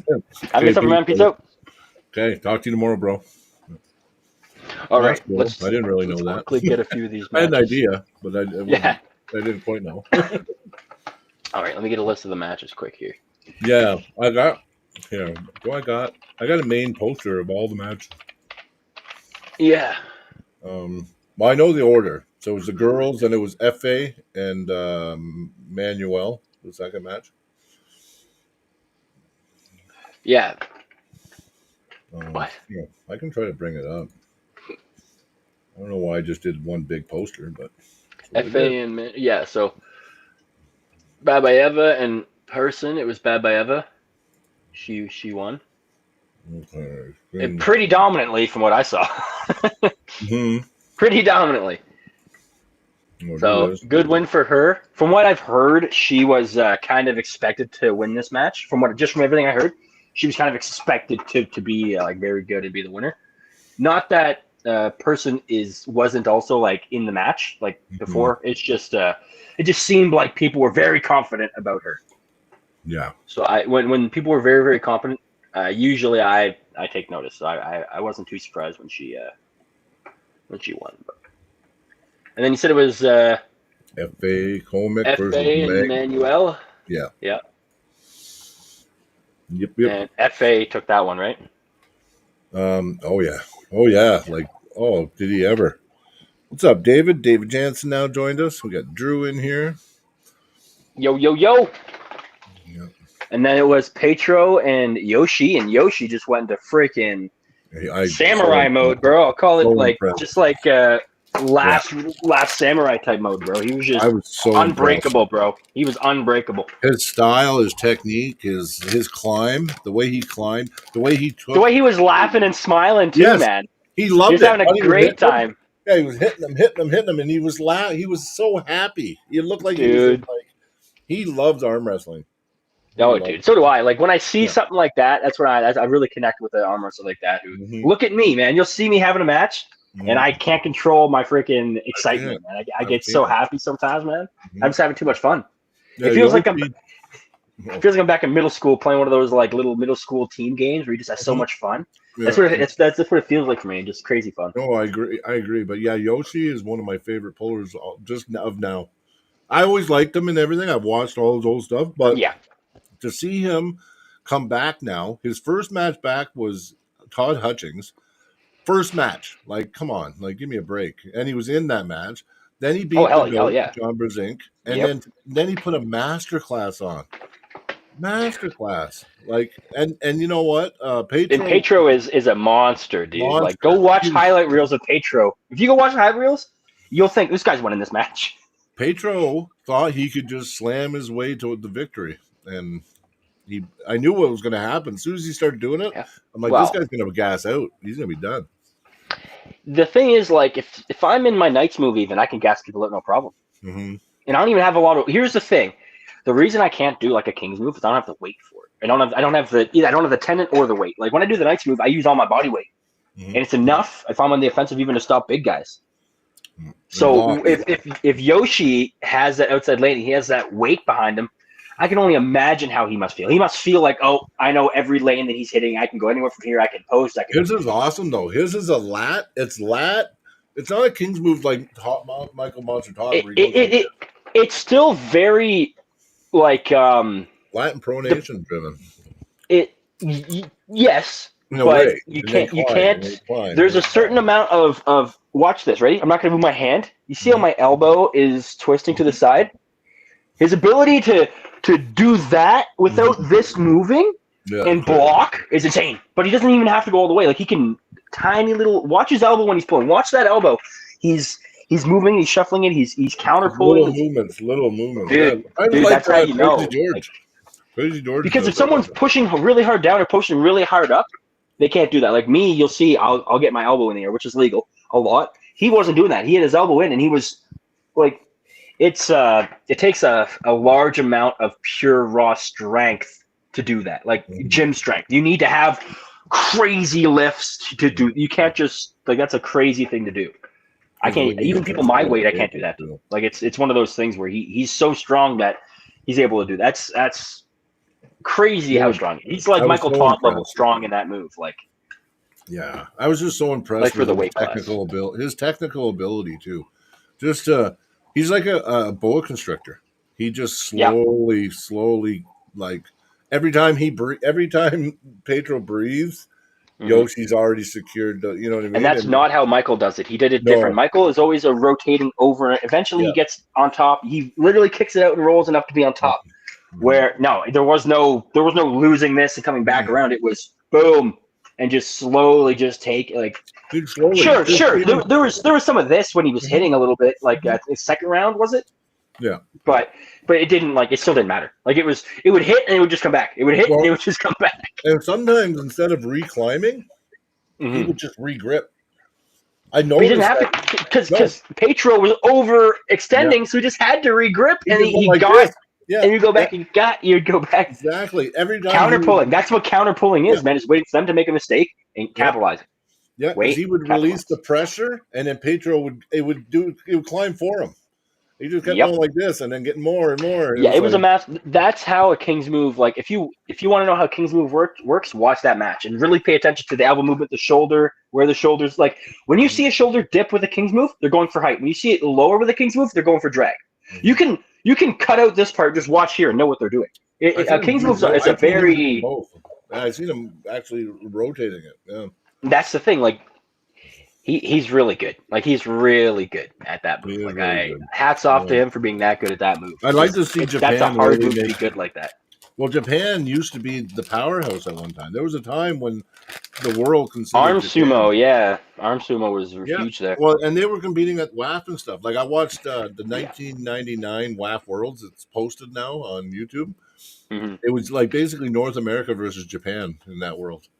Did you know that sumo is the Japanese word for wrestling? Mm-hmm. That's why it's called arm sumo. Mm-hmm. Yeah, and when you say sumo wrestling, you're just saying wrestling. Yep. Funny tidbit. All right, so Terasitis and Ustinov. I mean, what is there to say? Going into this match, you have a guy who's got 3-4 times as much experience. He's got 3-4 times the world titles, maybe more than that. He's got every accolade Mindaugas couldn't have been better than. I did not know it was going to look like a practice poll, though. Well, here's the thing: people do sleep on Mindaugas. Like I don't sleep on Mindaugas because I used to watch him on Arm Wars. I know he's good, and I've seen him do some I've seen him do crazy stuff, dude. Crazy stuff that I'm like, really? Is he? Wow, okay. And I remember that. And then years and years, he does it again. He's the real deal for sure. Like people joke that he's the lightweight GOAT. They're not joking. He is probably the lightweight GOAT. Like at 165, 160, there's right arm. I don't know if there's anyone. Well, we've seen. There's no one that can give him a match. He is. Danil is crazy, man. Danil is one of those guys that sets up like he's putting an earring on a 7-year-old child. Just real soft, and then just back. Mm-hmm. So for Mindaugas just to go, okay, yeah, a little better, a little more of this. That's not bad. Okay, I'm gonna pin now. Mm-hmm. Like it's. I knew it was going to happen personally. It was embarrassing. He was talking. I knew it was a possibility. Sorry, I knew Mindaugas was going to win. I knew it was a possibility. It would be just a shutout. But with Mindaugas, it's either a complete shutout or it's a masterclass, as in he figures them out and totally destroys them mid-match, or they don't even stand a chance right from the first second. It's what I know. What this tells me? This tells me that Bishop and some of these other guys should get their chances. So Bishop and Giannis and Bishop, man. Giannis and Bishop. Oh, wow. Those are the two guys that I think are there. Like Giannis is usually a little heavier than 165, I think, though. But maybe I'm wrong. I think he maybe just walks on heavier cuts. But Bishop is so good too, man. And we got up and comers over here too, especially on the left, like Hunter Knopf and stuff. We have. Mm-hmm. They're just not there yet. No, I know. You know what I mean? But instead of feeding Bishop to the Wolves, making him pull Mindaugas, why not bring Bishop up and get him to pull Danielle or whatever his name is? Danil. I think mainly because Bishop I think would whoop him too. But Bishop's super established. He doesn't have to. He doesn't have to build his stuff out. Not that I think, dude. If you don't know who Justin Bishop is, you weren't following lightweight arm wrestling. I agree, but Bishop deserves. Listen, he's so good, and he's been a GOAT for so long here in North America that he deserves more matches at East versus West. That's all I'm saying. I 100% agree. 100% agree. Like he pulled Mindaugas, and then that's it. Well, he pulled the best, and he did good. He even got what, the first 2 rounds on Mindaugas? He looked really good. He ended up losing his pronation and wrist by the end of it. Well, he lost his hand. Mindaugas blew his hand up. Yeah, but Justin Bishop's one of my favorite arm wrestlers, though, for sure. Amazing. Fucking amazing. Paul Lynn, Justin Bishop. When I say those two names, some people that might be like, those guys don't really pull the same. Mm-hmm. But work ethic and effort, those guys are very high up there. And that's what this is what is the truth. It doesn't matter. Genetics play a part, man. I got the shittiest genetics, man. I got the smallest hand, the smallest wrist. Like I have the shittiest shit genetics for arm wrestling. As bad as it can get, almost. I have a medium-sized arm, which is terrible. I don't have length advantage. I don't have short advantage. I have no advantages. I'm basically neutral with a small hand, small wrist. But because I have the right training, I have a good work ethic, and I care about it, and I got people around me that sometimes it just if there's 10 ingredients, you don't need all 10. Maybe 9 is enough. You know what I mean? I used to think it wasn't. I used to tell Brian, everyone at the club, I'll never be able to top roll. I don't have the genetics for it. Mm-hmm. I honestly believed it because I don't have the genetics for it. I've watched you. But then I realized angles, man. I dug in and I found those angles. I found angles. I had to search for them. I searched for months for angles that people were like, oh, you're so crazy here. And you do this and you know this stuff. It's because I spent months figuring it out. You know what I mean? Like if someone's been pulling for 20 years and it's always worked for them, they didn't have to sit there and figure something out. Well, they're never going to do those things. I got to a point where I could only flop, hook a little bit, like press, flop, hook, and I couldn't top roll. But I'm like, some of these guys, I can't match their arm. So I have to try to top roll them. But one of the abilities you have that allows you to change it up and that allowed you to evolve is your ability to feel a hole in the setup. So your ability to kind of feel where the lane is, and that's what makes you successful in your matches. I've seen a lot of times where, like with Hunter, I believe is probably way stronger than you. I think he's probably stronger than you. But I've seen in the setup, I even seen you identify. If you watch the live commentary when I was doing it, I'm like, oh no, watch Zach he just felt like he's going to change up the setup here, and I was like calling it out as you were pulling Hunter. So man, I'll tell you what, I have never been so. With Hunter, it was scary because I knew exactly what I had to do. Yeah. The problem was I was unsure if I had the horsepower to do it, and the problem is going in the lane I was going into. If I didn't have the horsepower, I probably could have got hurt, and that's what was on the back of my mind was. This guy's stronger than me. I don't think I'm stronger than him. Like, we just go 100%. Yeah. Oh, you're good. You're back. You went robotic for a minute. Oh, my. No, you're back now. Corey Miller, David, you're going to find out about Corey Miller because guess who he's pulling this month? He's pulling Eugene. I just know his first name. I can't say his last name. Yeah. Benzahar? Benzahar. I butchered it. I think I just butchered it. Oh, it's something like that. Benzahar or something. I've heard it, and I don't think it's that. It's something like that. But Eugene, the thing about Corey Miller, he has got one of the best hits in arm wrestling, and his hand's strong. But the problem is he runs into problems with his hand blowing up, and once that happens, he never comes back ever. This is going to be a really good. I honestly think it's a. Oh, man, 50-50 on that. I can't give Eugene the edge, and I can't give Corey the edge. Corey just rips Eugene the pad 3 times. Yeah, when I go through it in my head, I can see Corey winning 3-0. When I go through it this way, I can see Eugene winning 3-0.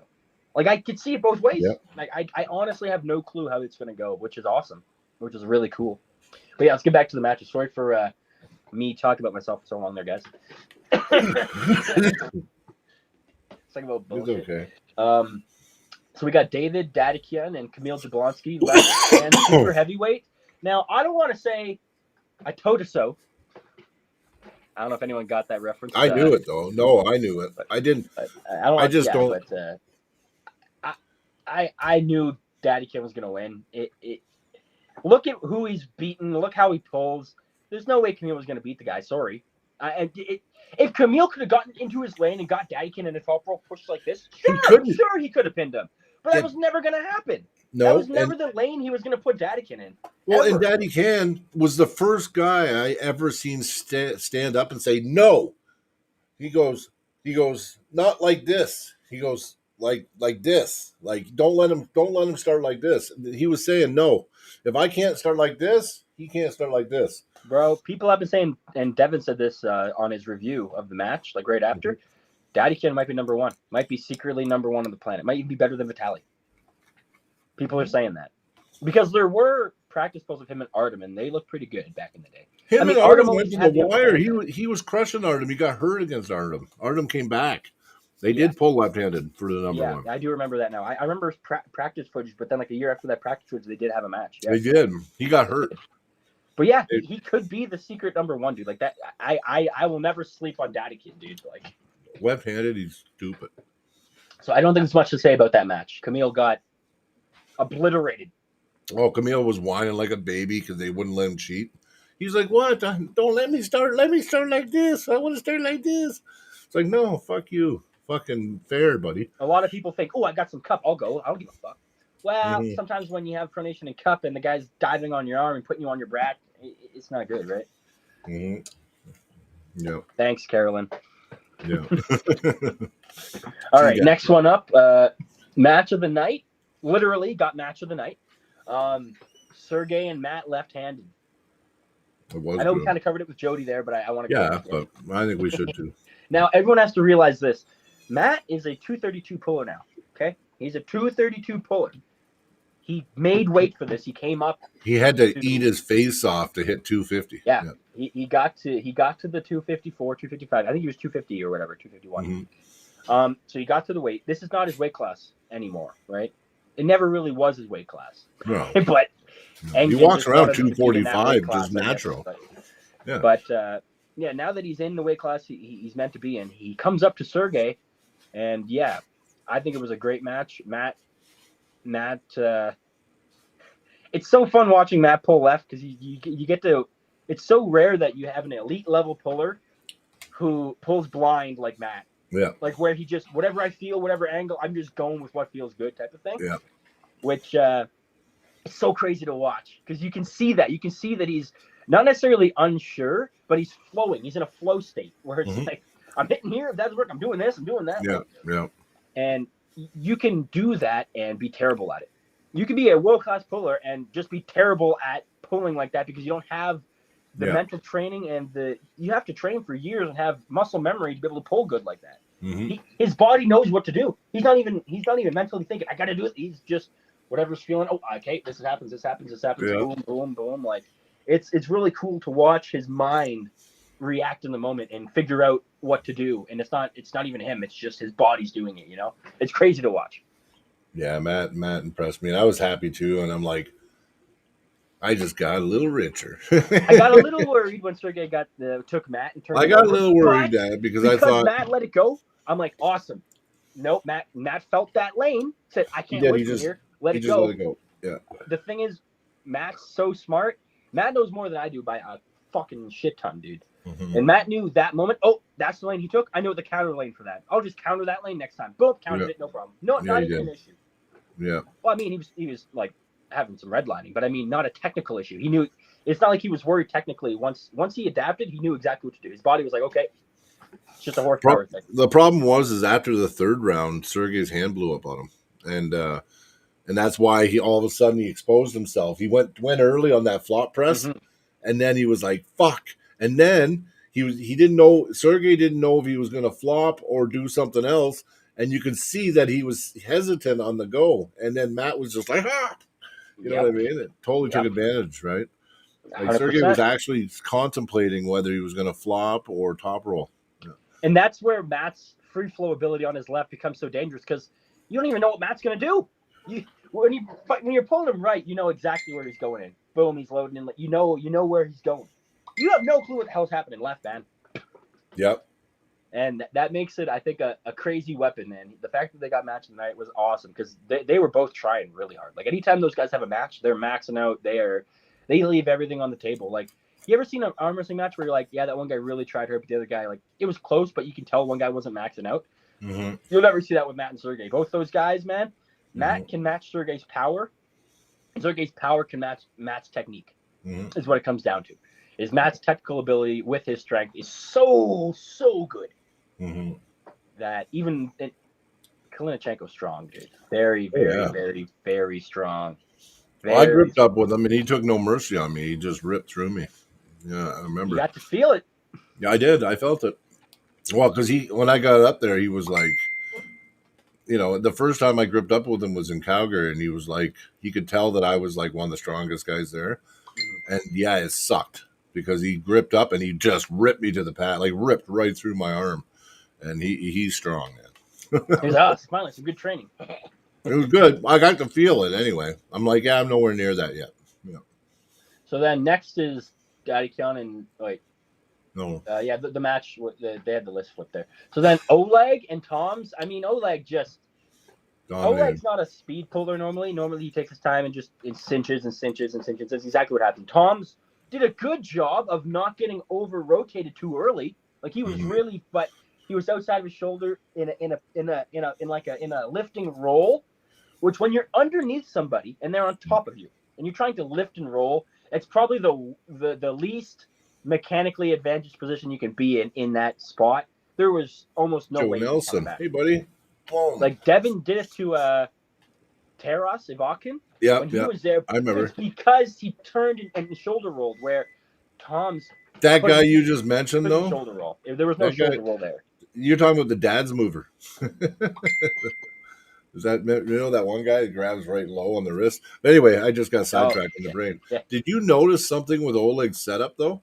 So when they were putting the hands together, Oleg's ability to bend these fingers, he was like was gripping like this. Dude, here's the thing. I wasn't able to comment. I was listening, but I couldn't comment. Like, he has a disfigured hand. Oh, I know, but you could see disfigured as in his fingers aren't on this angle. Like, one of his fingers is on this angle because his hand is wide here. So what you're seeing is the only way he can actually grab, because his fingers coming from down and over and around, is he can only, because he's grabbing you here, he's blocking his wrist. Like, his hand can't bend in two spots, but he needs to. Yeah, I'm feeling this. He's got too big of a split, so when he grabs his hand, there's a big chunk of flesh here that is exposed where there's no knuckle. So he has to do this, or he can't actually bend. I know what you're saying, but I was saying, like, would that help you? Like, if you could grip and be like, well, the thing is, you guys were saying, is that legal? It's the only way he can physically grab, so it has to. Yeah, but no, I did see him put his fingers on the back too, though, and then he'd switch it to this. He was doing it back and forth. I did see one time where he had his fingers there. Yeah, but like when he doesn't have power when he does, like I was watching a video before, he was explaining and stuff, and like it wasn't that bad before he got in an accident. When he got in an accident, like there was something happened to his nerves, and like when he closes his hand, it doesn't close the way it used to all the way. So I'm not 100% sure if he can actually. I know what you mean. Like, he can't really pressure down with these fingers. Yeah, so like maybe he was feeling to get a grip, and then he loaded his fingers up the way he has to. Because watching him, I don't. The angle just looked like he was going like this, right? His tendons are like stretched out in a weird position. If he tries to like grab normal, where I think he doesn't have any power. No, that makes sense. But to be fair, is it an advantage? Is it what does crunching your fingers does one thing only? Do you know what it does? Puts all of the pressure right here on them. Oh, yeah. Now, if you are a hooker, you want wrist contact, right? You want to get that wrist in there. Yeah. So someone's got all the pressure up here in you, and you try to go inside with them, they can go backwards and crunch down on top of you, right? So there is advantages. It's usually to control the top if they're trying to suck you in. Yeah. Right? Because if you get too much grip on somebody, even if you're top rolling, man, sometimes they can, even though they shoot into a defensive hook, palm up, sometimes it puts you in a hook. And if you want to be not cupped, if you don't want to be cupped, it screws you. If I'm top rolling, I don't like to cup until I have something. I don't want to cup right off the bat because I have a small hand, right? If I'm cupping too early, when I cup, my fingers actually lose purchase, right? Yep, that's true. Well, I was surprised in that match because I thought Oleg, Tom's did pull him before, and Tom's has pinned Oleg before. So I thought it was going to be a closer match, but Oleg seems like he's starting to get back to that being Oleg again. Yeah, that's really what it looked like. Just dominant. There's no way Tom's was opening that hand. That hand was not opening. How do you top roll that hand? I don't know. It's tough. It's tough. He does have some genetic gifts that definitely help him. I have to say that. Yeah. Yeah. His forearm being twice the size. His hand is different. Yeah, I know. Imagine that, having one forearm just like two in one. I think he has two bones though. Doesn't he have isn't it like a birth defect? No? Oh, okay. Is that what it is? His tendon is attached. He's got like extra thick tendons, and they're attached way higher and lower, like down here and up here than they're supposed to be. I know what you mean. And he's got, not necessarily extra tendons, but much stronger, bigger tendons. I think he has a similar thing to a cow. Some cows can get it, where they get double muscles and double tendons. He has he might have extra, like it's not necessarily extra, it's not like new muscles. It's just bigger and like. Maybe it's extra muscle, but from what I've heard, it's not like you're growing new types of muscle. Like it's still like the same connection points, right? Yeah, if it was all new muscle and you're like random new connections, that'd be insane. Yeah, Tom did drop the ride. Yeah, but he still couldn't do nothing. Yeah, I think Tom's did the right things. It just didn't work. Yeah, it's definitely one of those things where you can't hook Oleg easily, but you almost have to hook him to beat him. Mm-hmm. Like Devin. Or even look at what's his name? Ah, man, the guy who Oleg's first match back. It was against Davy Can, wasn't it? No, maybe actually. I think Yeah, it was. Remember he got second match back. crushed? Second match back. Second match back. Okay. That was that East Indian guy? Yes, I'm trying to think of his name. He's really good. Oniani. Bet Killy Oniani. That's Bet Killy, yeah. Look at Bet Killy. Bet Killy was going fully inside. He was getting good bites. So it's like if you can get him in a deep hook and have that like actually in a hook, not a flop, that does. That guy was a good puller too, man. Bekele. Are we going to see him back? Like, what's going on? We better. I think he's probably, if I have to guess, he's probably number 2, left-handed. I can't see. No one gave. Maybe he's in top 5 for guaranteed top 5, maybe top 3. It's hard to say with everything going on, but I still think he's a major contender for that. Tom should have forced a different grip. Yeah, I don't think he could have though, because like the thing about Oleg's, if you look how Oleg wraps around you, it's like 2 sectors. You get 2 sectors that wrap around, right? So if you're trying to top roll the guy, you have to pull through one sector first and then both sectors. You know what I'm saying? Like you gotta. You imitate his grip, but it's just not probably what he was training for, right? It's not. It might have been easier if he knew what he was doing, maybe top roll. But I'm saying like it just seems like it's a weird angle. You gotta learn how to pull him as you pull him. You know, you can't. Would you be able to flop Oleg?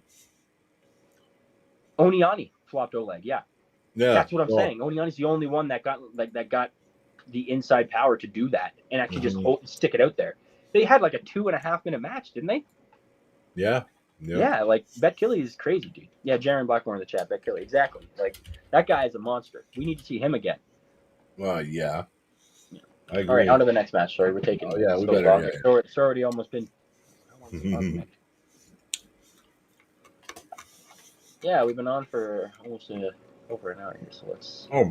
Time just flies. Oh yeah. So Gabby and Barbora. I mean, in our prediction video, I did say that I do think Barbora is huge, massive, has the fire in her. She's got that heat. She's like the female Levon. Everyone says she's a female Levon. It's not like one person. I say every single person knows and says that. We all say it. I had a good feeling that she was going to have a good match. Like I didn't think nowhere did I believe that Gabby was going to smash her 2 times at all. I did not believe that.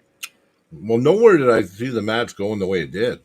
No, I mean, Cody was pretty sure it was going to go that way, and if you remember, I did agree that I definitely can't see it going that way. I could see Barbora smashing Gabby 3-0 over Gabby smashing Barbora 3-0, but in my head, I thought Gabby was going to. The thing is, I thought that Gabby would have put up a way bigger fight. Like I had Gabby like a slight advantage by like 1 or 2%. You remember how Gabby pulled? What's that girl? That girl she pulled last? Jocelyn. Oh, Grissom, yeah. Remember how she just kind of held her and she was like, and then beat her? That's Barbora did the same thing to Gabby. It was, and you got to admit, like their match on the right, Gabby actually had a shot in it before she got tired. That match on the right was close. Which is crazy. This match is not even close. This match was just a pure domination. Here's the thing. Gabby has been dominant for the past 20 years left-handed. There's no woman on the planet that even came close to her. So I'm going to come out and say no one's beaten Barbora. No one. She's going to go her entire career left for the next 10 years. No one's beaten her. No. 100%. I can't see anyone beat unless there's another monster her size. I'm not joking. That's the only thing I can see beating her. That's it. Another Barbora. That's because it's when you're good, when you're strong, when you're big. In nature, bigger, stronger, faster. The bigger you are, the stronger you are, the faster you are. With most animals, even when they get really big, they are still pretty quick. It's not like humans defy that. Now there is a thing about humans where you will always be your pound for pound strongest, the lightest that you are. I know because muscles and tendons are exponentially way stronger than the amount of weight a human can put on, to the point where if you're anorexic, skin and bones, pound for pound, you're going to be so much stronger because your tendons didn't weaken at all, but you lost all that mass. So now, percentage-wise, the tendons are exponentially stronger than they just were. You know what I mean? It's a weird thing, but like, that's not saying you're going to be your peak strength at your lowest weight. It just means pound for pound, you'll be your strongest pound for pound at lowest weight. Just human beings with the way we work. But that also means that the heavier you get, you need more oxygen. So if you were born with big lungs, really deep set lungs that can hold a lot of air, you'll perform better at more muscle mass than someone who has smaller lung capacity.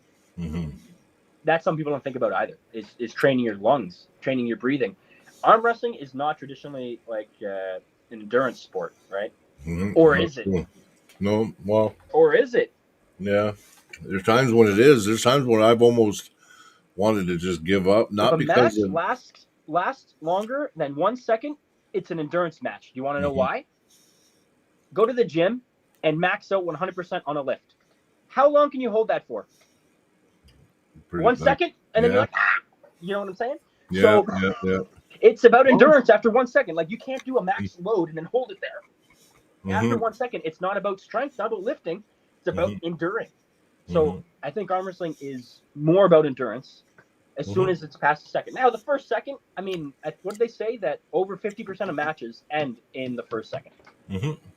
So technically, it's more about speed and power. But the minute it stops, endurance is a huge. Maybe the first 2 seconds. I've seen some just go like this. Fair. But you're maxing out. You're maxing out. The body's not meant to max out for 2.5 minutes, man. No. Go do your heaviest deadlift, tucking your maximum ever deadlift, and hold it for 2.5 minutes. You're gonna black out and die. You know what I mean? Now, arm wrestling is as much strain on the system, clearly, or you'd be blacking out and dying. But you're redlining literally for like if you have a 2-minute match, you redline for 2 minutes. A deadlift is too much all body. With an arm wrestle, it's mainly the arm, the back and arm. You won't black out from that. You'll black out from your chest and your too much pressure blacking yourself out. Your brain. And there, you just brought up an interesting thing too. So, me and you, we're both kind of equally as strong. The match stops. We're fighting to gain position. Now, the person that diminishes faster, you know what I mean? And a lot of times, it might not come down that I was stronger and that's why I ripped through you. I just was able to be that strong longer than you were. Yep. Now, what is strength? Strength is force applied over a distance or time or something, a distance and time or something. I think it's just distance, not time, but let's add time because you have to add time. We're stuck in time. So, yeah, I think that if you think about it, endurance is probably one of the most important aspects, right? I didn't post it. You told me you weren't coming. No, Cody told me that he was missing tonight. Yeah, Cody, you told us yesterday you weren't making it today. Yeah. I think you said it on the podcast. Yeah, I know. You can't give me shit. Brian will send it to the group chat every time from now on. I always do. Yeah, Only because you said you weren't coming on. Brian's like, I won't. Yeah, I do forget like certain little things. All right, so next match, Petrenko and Chikadze. Yeah. Now, I thought Oleg was going to win because he earned the title before and he was smashing everybody and only Devin stopped him. So I didn't see that just because Devin stopped him. People were saying it's either that Oleg's way weaker than we thought, or Devin's that good. And Devin's just that good. Oleg's not weak at all. Oleg is the man. He's the 2-time world champion now. It's you can't sleep on anyone who sleeps on Oleg from this point on is just stupid. There was times when Nugo actually had Oleg shaken, like they were both redlining. They were both redlining, yes. But what I heard was as that we were just talking about, that endurance factor came in, and Oleg just had better endurance. Cheers, Cody. Hey, Cody. I literally just got all the boys, to their dad's house, and I was out here having a smoke. Saw you guys were still on, so I was like, "Oh, I'll hop on quickly." Like, I won't be in my setup or nothing, but I know. I'm like, you told me you weren't coming. No. Yeah, why not, man? We'll watch. Yeah, I was just out having a smoke, so I was like, I'll hop on and see how everyone's doing. Oh, for sure, brother. For sure. Yeah, we were talking about Oleg and Nugo there, and yeah, I mean Oleg was definitely dominant. Nugo was close, but not good enough. I think Nugo needed like 1 or 2 more levels before you could beat Oleg. I agree. I mean, Nugo's club is not it's a newer club too. Like I was looking at all the pullers. I mean, like, what's his name? What's the Bacho is in his club. There's another guy that I've been seeing more lately. Anyway, his club is not, it's like just a newer club. I think as Nugo and those guys in that club keep pulling and they keep training the way they do, I think world championships are definitely, they're coming for them. So, most definitely. Did you hear Matt Mass got the match of the night? Yep, sure did.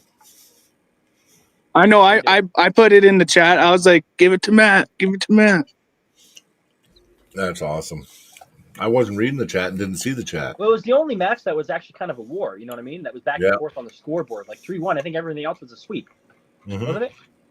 Wait. I wish I would have bet you some money there, Brian, on sweep. That one, the freaking which match? Pardon? Which match? The Barbola? 2 women there. Mm-hmm. Fucking, I'm drawing a mind blank on the name. Gabby and Barbara. No. Yes. Mm-hmm. No, you're you right. You were so sure that Gabby was going to have something for Barbara, and I'm like, Barbara was too fucking strong. Well, I was so sure that Gabby was looking at it like she couldn't lose, and I was so sure that if Gabby came in, she was coming in the best she's ever been on the left. But I didn't know Barbara was going to come in like the Incredible Hulk. I had a feeling. I was with Cody. I had a feeling that Barbara came to take the crown. I just thought because the right was closer, like totally. You know, and Gabby. I had no. Gabby was there was no reason. There was no reason.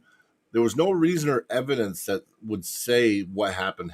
Exactly. Me and Cody had a feeling. We just had it was you guys are just going off feelings. Yeah. Well, I gave Barbara the slight I gave the disadvantage. Like I gave Gabby an advantage by 1 or 2% because on paper you have to almost. You know what I mean? Like I don't know. I was going time world champion. I was going straight up. World champion. I know. Barbara made her look like a. I know, but Barbara made her look like a schoolgirl. That I was saying, we covered it earlier. I was saying that Barbara will not be beaten for the next 10 years, guaranteed, because Gabby went undefeated for 20 years on the left. There's something. Maybe I'm wrong. There's something like that. There's something like that. She went undefeated for so long that no one could touch her left. So the fact that Barbara just did that. There's no one near Gabby. There's no one, well, except for Egley. Maybe Egley's left is close. My bad. I don't know. I haven't seen Egley's left, but yeah. That'd be the only person I could think of. That's it. And Egley's, 170 pounds? Like, Egley's just doing it because she is the lightweight goat and can't be defeated at her weight. Mm-hmm. Well, she's not lightweight. She's not I'm trying to think what it is. It's like, I'm trying to think how heavy it is, because it's not the lowest class. Mm-hmm. There's 3 female divisions, correct? Yeah, I think so. Light, middle, heavy. She's the middleweight champion. And my favorite female arm wrestler, I can't even think of her name right now. Oh my god, I'm so sorry. Is the lightweight goat. Oh my god. Well, Gabby's she's only like 5 foot. Oh yeah, Gabby's crazy. She's tiny, really. I mean, what she's able to do is crazy though. Barbara is 13 inches taller than her. Oh, I know, and their lever's like twice the length. Gabby's 5'1" and Barbara is 6'2". That's crazy though. Being literally a foot taller than your opponent. No, you know what? I agree. You know what? Gabby, I actually agree with Drew, but it's hard. You never talk about a girl's weight or size. So that's why I don't say it. But Gabby did come in. She didn't look athletically in shape, and she was sweating. Right? She did look. Maybe it could have been nerves, though. It could have been just nerves, not like actual physical. You know what I mean? You know what? The thing is, we're not talking about personal matters. So we're talking about an athlete and their competitive. Yeah, just competitive. Yeah, no, just like no. But I think Drew's talking about. Oh, totally. Yeah, no, that's what I'm saying. Is it smart for someone to come in extra I'm going to put on weight to try to mitigate their weight advantage. Is that necessarily the best thing to do? She might have done it just to try to get extra power. That's what I think. Well, Michael Todd did it. Devin did it. Hermes did it. Anyone at the top does it. Yeah. Because weight is an advantage. You can't get around the fact that weight is an advantage. That's why there's weight classes. If weight wasn't an advantage, then Mindaugas Terracidis would be accepting the $10,000 from Matt because he would actually believe he beat him. Yeah. But he doesn't. So he'd be pulling Levon. That's what I mean. Like it's not. It's. There's a reason. It just people are gonna get hurt. You will get hurt. That's the difference. It's not just that you're gonna lose. You're gonna get damaged. Like even when I pull Cody, when I know Cody's going really hard, like if we're doing like ready goes, I have to get ready to get hit hard. Like if I wasn't ready, I could totally get hurt. Oh yeah. Like mass moves mass. And this is another reason why I always said that I really, truly, in my heart, I'd like to see Devin beat Levon, but in my heart, unless he started doing those heavy core exercises, there's a reason Levon does 500-pound bench press sets. There's a reason that he does these heavy core exercises. And I don't care. Anybody can argue with me all they want. If Devin was to do those core exercises, like, yes, build up a really strong bench, build up a deadlift, and he was like 2 or 350, and he went into that match with a stronger core by 5 or 10% than he has now, he might actually have a chance to beat Levon. But it's already proven. Devin can build his arms, his pronator, his IQ, everything, the setup, the trickiness, and Levon is just too powerful and beats him. And it's not even a technique thing. Strength matters more than anything else when it boils down to it, and he just has too damn much of it. You got to close that gap. Yeah, and he's closing the wrong gaps. He just keeps training differently, thinking he's going to get a different result. I think Devin would die if he got to 350. It would kill him. Well, no, I agree. But I'm just saying, if he was to do it in a way where he actually worked his core, I think Devin could beat Levon. But I don't think I think he's plateaued on how strong he can get with his central nervous system. He needs to up the central nervous system, strengthen the core, and then he might be able to gain percentages in all those areas where he's plateaued. I don't know. That's my opinion. It's just from the experience, the evidence that I've seen with weightlifting. We don't know what you don't know what you don't see. I'll say this: I think Devin has trained his core. I think he's doing all that already. You might not see it. I guarantee he's doing it. I just think you're totally right about the mass thing. I think he's doing everything right. Everything you say that he should be doing, I think he is doing it behind the scenes. I just think you're also right about the mass, though. I just think it won't matter.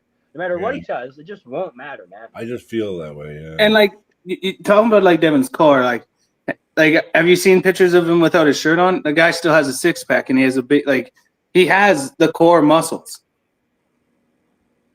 Totally. Yeah, see, that's Joe's got a point. I've seen the same thing, and I get that way with Cody. Remember, we were pulling, and I said I shake on my left. But I think there's a lot with that too. See, have you ever noticed people shake on the table? I think it has a lot to do with their core not being strong enough for their muscles. I know my core gets weak at times, and then I have that shaking problem on the table. See, I don't think core can mean two things real quick. Core can mean your abdominal muscles and stuff, so that you don't get separated. Yeah, that's what I'm talking about. Yeah. Now, it also everything you said also applies to the other meaning of core, as in your base strength. Yeah. Everything you said applies both ways. Like if you can increase your base level, your base strength everywhere, including your abdominals, your arms, your muscles, your back. I wouldn't say legs so much because you need to add weight up, right? Add weight where it matters. If you're it's just waist, waist. But I think doing both those things are very instant, surefire ways. Adding mass, basically growing your core, and literally strengthening your abdominals are amazing ways. And guess what? When you do a bench press, you engage those top abdominals heavily, super heavily. That's why most people have an overdeveloped top abdominal and underdeveloped lower. But the whole shaking and your core, I think maybe in some cases, but not all cases, because of course, yeah. I shake when when I'm going, even when I'm going 50%, I'll be shaking, just holding someone. It's the muscles that are it's being in that constant tense is what the shaking's coming. Some people just naturally shake more than other people. It has nothing to do with your core strength or your abdominal strength.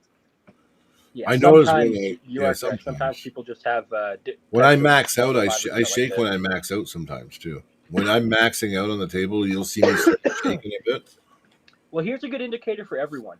If you're on the arm wrestling table and you find your muscles shaking real hard, or when you're maxing out your muscles and you're shaking real hard, you're probably pulling wrong. Yeah, that's Just true saying, too. arm wrestling is not an active muscle pull sport. It's not. It is a static, mostly tendon-driven sport that you want to stay here and you want to go here. You don't want to do a lot of this or a lot of this. If you can stay this and everything comes back together, that's not doing this and that's not doing this. Yeah. That is doing this. That is moving everything in conjunction. Unless they're pulling you down and you have to actively apply upward pressure to try to keep that arm up there. Totally. You have to. Yeah. I'm just saying like base level. Like I can't cover every scenario, but just looking at like a standard type of thing. But you're totally right. Like especially if they do the opposite, they go totally in, you kind of also get screwed. Like that's actually a good point, Cody. A lot of training that you see is almost all training that you see and all moves are if two people are in a neutral position. So like you'll see advice from people, it'll be like, hey, if you're in a hook with this guy in a hook, or if you're in top roll and he's in a hook, it's a position where you're setting a neutral spot where you're saying, what if they're not there? You know, what if they're in a slightly different spot? So you got to adjust your training, not just for one angle. Don't be like, oh, this 45-degree angle, I've trained that and I feel good. No, do the 45, do the 40, do the 35, do the 30, do the 25. Do all these different angles. And I'm not saying, when I say angle, I'm not saying let your arm open up and train this, and then train this, and then train this. I'm saying train this.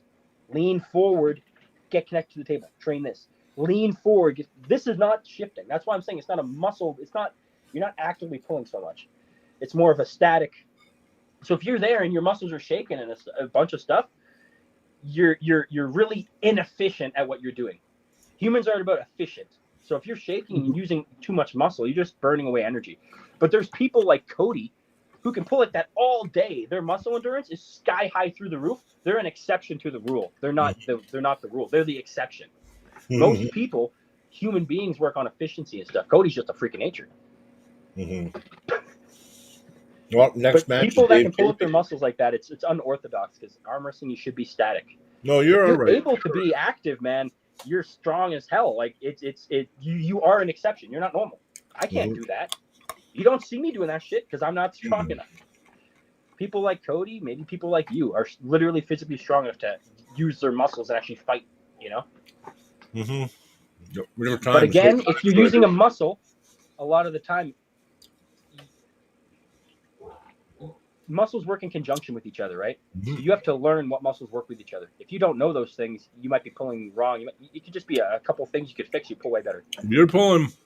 No, you have to pull with your tendons. But the thing is if you're in a position where you're using your muscles, the problem is 9 times out of 10, you're in a bad position for your tendons. So when those muscles start failing and the load goes on the tendons, that's why you see tendon rips and breaks and tears. Yeah. Precisely. That's why there's injuries. Now, you see someone who's on their tendon stuff, they go with it.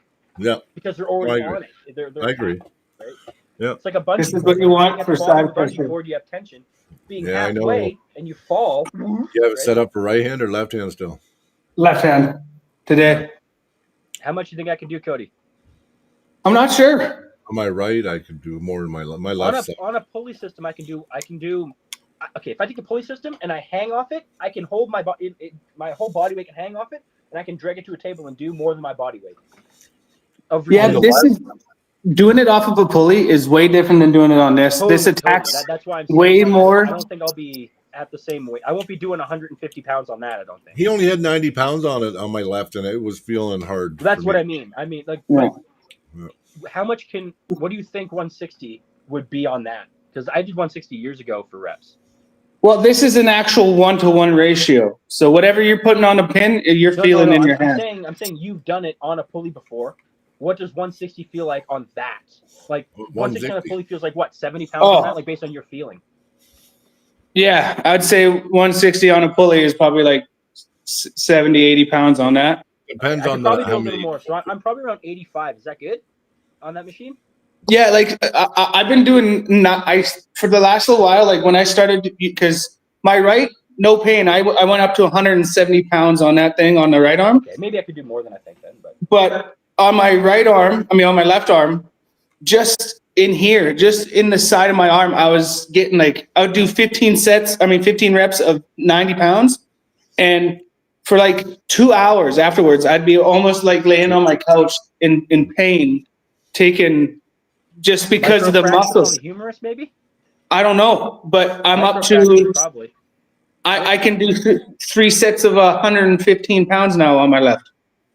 That's pretty good. Good. Honestly, could have been microfractures. I don't know. Like tiny baby ones. Oh, could have, yeah. You're always getting them too, right? Yeah. So you might have just had a lot of them. That's why it ached for so long. I don't know. I tried it when it was 90, Cody, and you know what? On my left, it felt heavy at 90. So, well, like to put in, like it's just basically, I don't think it was it was the muscles that were sore. So I think it's just because when I'm arm wrestling with my left, I'm not usually going, oh shit, motion sensor light. But I'm not usually going like this. I'm usually going like this. So most of the torque is on my bicep. So my arm wasn't used to going like this with the weight, and it was going like this, and the muscles in here were getting real sore from it. Do that movement again. You said what you do again. Do that quick. Well, like this? So you say, okay, if you do that and shove your elbow forward, but like on the table, that I think that's what you need to like work on subconsciously, is getting that, because when you go to do that move, it's by far one of your strongest moves. But I feel like if you put your elbow forward as you do it, it'd be even stronger. One sec. Can you? Because it just feels like the more you put your elbow, the stronger it gets. I never get to that point because you pinned me way before that. But I just feel like if you can get your elbow forward as you do that, it's just better. Can you see it that well? Yep.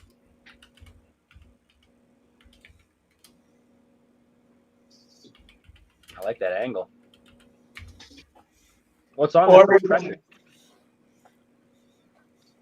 Okay, how much do you think I could press? I gotta get. You can press on that machine too. It's how much do you think I could, Cody, knowing how hard I can press? I think you can press a lot. I think you could do like 150. Nice. I can do my body weight right arm. Oh, that's crazy. I don't know. Like even that's 115 on there right now. That's just weight itself. 245s and 25.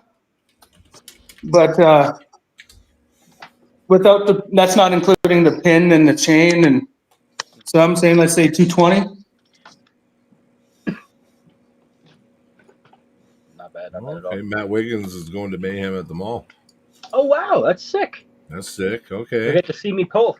Yeah, and you'll get to let guys feel you, so they'll know what to expect on the team event. I'm looking big. Yep, definitely. Yeah, mine's small. Cody's looking massive. This is the left. This is the one with the super match. Okay. For reference, that's about the size of my head. Well, you know what they say? I forget who made the video, but they were talking about a mid-level to like even a little bit upper level pro. Most of them only have about 70 pounds of side pressure. And when you start getting over 100 pounds of pure side pressure, that's when it starts getting like side pressure specialist. So, I don't know. Well, for everyone that doesn't know, a lot of people have a lot more back pressure than side pressure. Is what I'm saying. The whole home gym. The dungeon. You've got a wicked setup. It's a nice setup. Yeah, I came over. It was fun. We gotta set a date, Cody. Put a weekly day or something. Well, I've already told you guys when you guys wanted to do when you guys want to start doing monthly super matches. Yeah, we'll do them from there. I don't know about monthly, but like low end.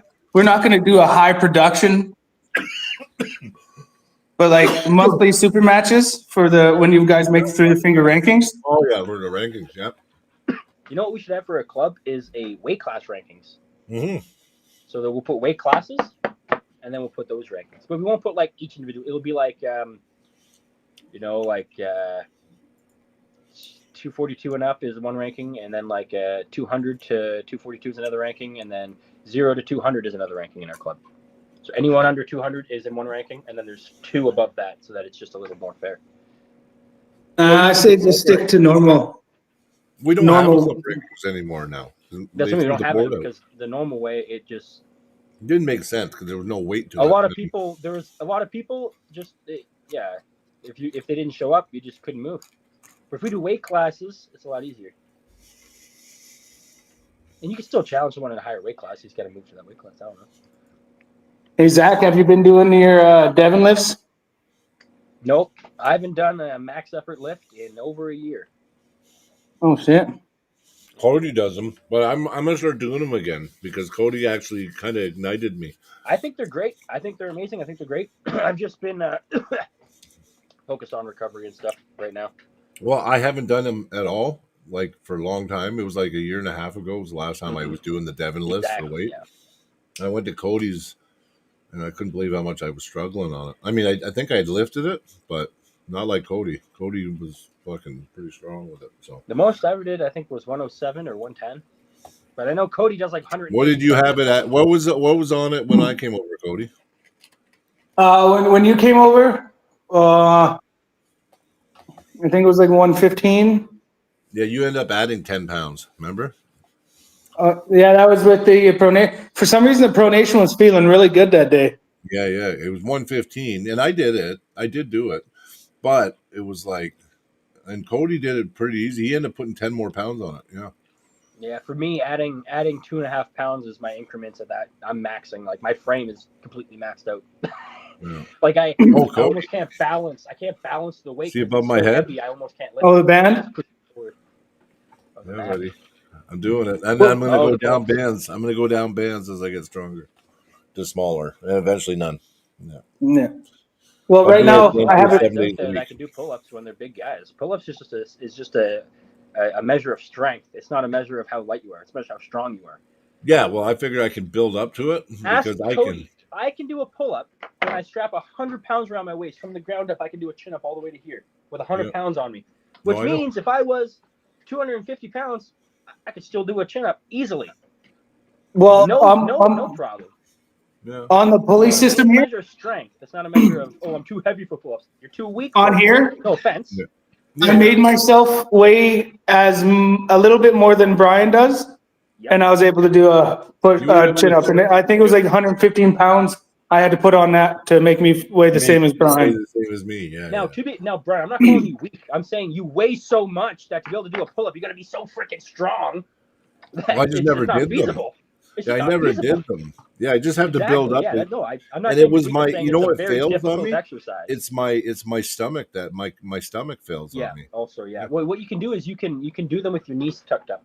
Like curl your knees up and then do them with your knees curled up. Who gives a fuck? Yeah. So that would be less. It wouldn't kill me as bad. Yeah, done. Even if you want, put a band around your knees so it keeps them bent, so you don't have to like force it. Yeah, do it instead of doing it under my feet, I'll put it do it on your knees. Put your knees into it and pull up through your knees. Yeah. I might do that. Put your knees through the band. But it's a goal of mine now. Ever since I went to Cody, actually, it was good, Cody, me stopping in that day, because then you kind of lit a fire under my butt. Because me and Cody have kind of always been competitive since I met him, and now I'm like, Cody's not out fucking lifting me in this, so I'm going to start doing it. Yeah. So he lit a fire under my ass. Cody's gotten very strong.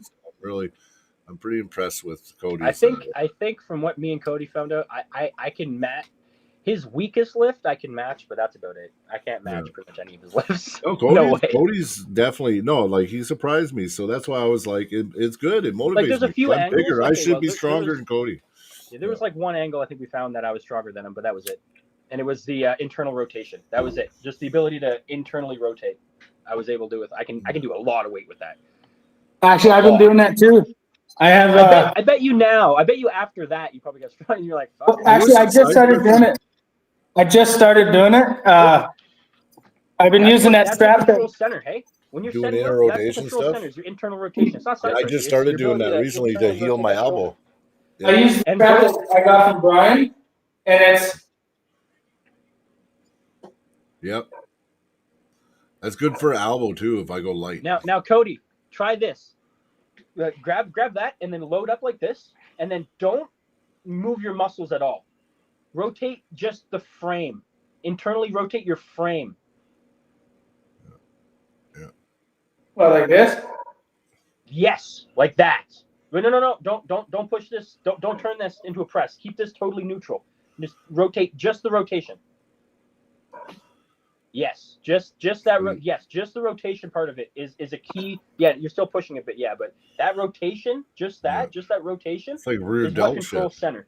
Yeah. With the push and stuff, that's a little tricep and stuff, but it's hard to target that rotation. I usually use a band. I don't know if it would be easy on that because it's a fixed angle. With the band, you can go like this and move it, right? With Well, that, you it's a fixed motivated me angle. It's probably harder. So I'm gonna do something after pod. I'm working out again for the second I was time. glad that Brian came over and I was able to teach him about the old banded chin-ups because he was always saying it, like he was saying, "Oh, I can't do chin-ups." And I'm like, "Why don't you use a band?" And he's like, "What do you mean?" So I set up a band and yeah. My green band is probably like that blue one. It's a 186-pound band. It's an 80 kg band because it's meant to assist pull-ups. Did they make what public? Let's check. What did they make public? Now we got to read what they were saying. Yeah, I was kind of reading. Oh, you mean about the team? I only said it because Matt said it, Joe. Yeah, I did. I wasn't trying to release any information. Yeah, no, Joe. Matt was saying that's awesome that Matt's on the team. Yeah. No, I don't think they did release any of that information to the public yet. No, I don't. But like I said, I only said it because Matt said it. If they weren't supposed to, we didn't hear anything. What are you talking about? What information? I didn't hear shit. What the lists for the team? The team event? Oh, Matt Wiggins 165. The team event, yeah, BC, because BC hasn't posted their team list yet. Oh, okay. They're not done yet. They're still filling a few spots. Well, they've got for 165. They can put Jacob Lee. They can put Daryl Johnson. They can put Matt Wiggins. They could put Darren Blackmore. They could probably put Steph Peru, maybe. Steph Peru. They could put what's his name there? The guy that Luke Smith. There's like 6 guys they can put in that class, bro. Yeah. No, that class is covered. Yeah, I know they got that class. They have a big, deep pool to pull from that class. Yeah, I agree. Whoever's able to travel, I bet is who they're going to pick. Yeah, that's another thing too. Right? That's a really good team to pick from. Yeah. What was your best Devin Rise lift? Me? Yeah. I never really did it. It's a lot harder than the pronation lift. Yeah, it's way harder. I recorded an 87.5, and I forget if I did a 90, but I recorded an 87.5, like for 1 or 2. Pretty good on the right, but I don't remember the book. We lost the book, and I don't remember if I went to 90. I was doing it 2 ways too. When I did it, I would do one way over the knuckle. There's 2 ways: here, straight over the knuckle and then over this one. If I did straight over the top, that was 87. If I did over here, it changes it. It like I puts can't remember if that was it was either a little more or a little less. It was either 82.5 or 92. It was just like it was either like 5 pounds more or 5 pounds less. Yeah. Because I know right now, every day I've been doing 75 pounds plus the pin. I don't know. Oh, nice. That's good weight though. And no, at 87.5, I was completely maxing out, like yeah, 100%. See, I want you guys to come here one of these days because I don't know how if it's going from what I can tell, I'm not getting any bus back, but Let me see how you're doing it. I'm gonna start doing them again just since I've been to Cody's house because it kind of gave me a rush trying to do it. There's nothing wrong with that. That's perfect lift. Nothing wrong with that. That was easy. Good. I like to do a kick at the top if I can, but it's actually not hard to lift as long as you don't deviate. Once the weight gets up, there's no kick happening. Yeah, once you start maxing the lift without losing any, there was no dip there. You were golden. Yeah. Long as it doesn't dump, you're good. Mm-hmm. I keep my wrist straight. I thought my left would be more, but I think my left was 72.5 for the riser. I think I could get up to 85 today and do it, but I don't know, Jaron. You pinned a world champion this year, brother. Don't sell yourself short.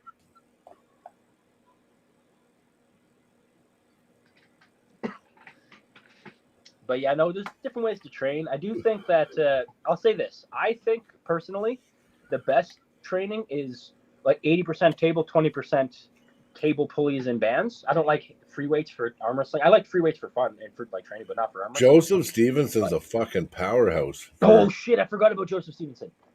Didn't Gavin supermatch him last year? Joseph Stevenson. I thought he was from Alberta because I see him in every Alberta tournament. So I thought he was from Alberta. That's all. He's always at Iron Core and stuff. Yeah. I didn't know he was. See, dude, he pulls so much in Alberta. I thought he was Alberta. So that's 7 people. Good free weight. That's such a stacked class. That kid's strong. I like that. Man. That's a really good one there. Yeah, that's actually. I do that too. Oh, okay. I like your setup. That's a pretty cool thing, Cody. I like the little snap clamps too. Yeah. Because it's just a straight bar. You can put the weights anywhere you want on it. Yeah. So say at the end it's a bit too much, you just go like this, and you pull it up or pull it in. Yeah. Yeah. No, I think that's cool. Yeah, I just did it the old-fashioned way. I just got a dumbbell and did it. That's my ghetto setup. Yeah. So this way I can adjust the weight. Say I just want to keep this 7.5 on there. Mm-hmm. I can put it anywhere. Say that's all I want is that much of the lever, because it makes it harder. Yep. Totally, yeah. And it's longer than a dumbbell, it looks like. Yeah. So it's good. You can use that length. You can put it further out on the stack, right? I actually love it. I love doing my ulnar deviation with that bar, and I work that every single day. Yeah, all right. Every day. Let's finish. Yeah, we got 2 matches left. Yeah. Dave really? So Todd Hutchings and Irakli. Oh yeah.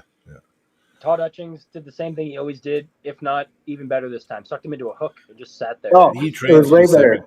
He trained specifically. Like, if Irakli thought his training or something was going to do it, unfortunately it wasn't enough because Todd just cruise controlled, man. Todd refined it. He refined it. Even in his training, did you see the exercises? He did change them up this time. I was watching his machine, man. Todd's gonna hold that title for a long time. And it wasn't. He didn't go heavy to do it either. Some of his lifts weren't that crazy. Like his reverse curl. His reverse curl was just. Man, he just did some things. He did not look like he lost his pronator so much quicker. It's because Todd's so much smarter than Irakli. Like every time they pulled, Todd just knew how to beat him easier the next time. Where Irakli just kind of came in and said, "I just got to keep getting stronger, and I'm going to beat him."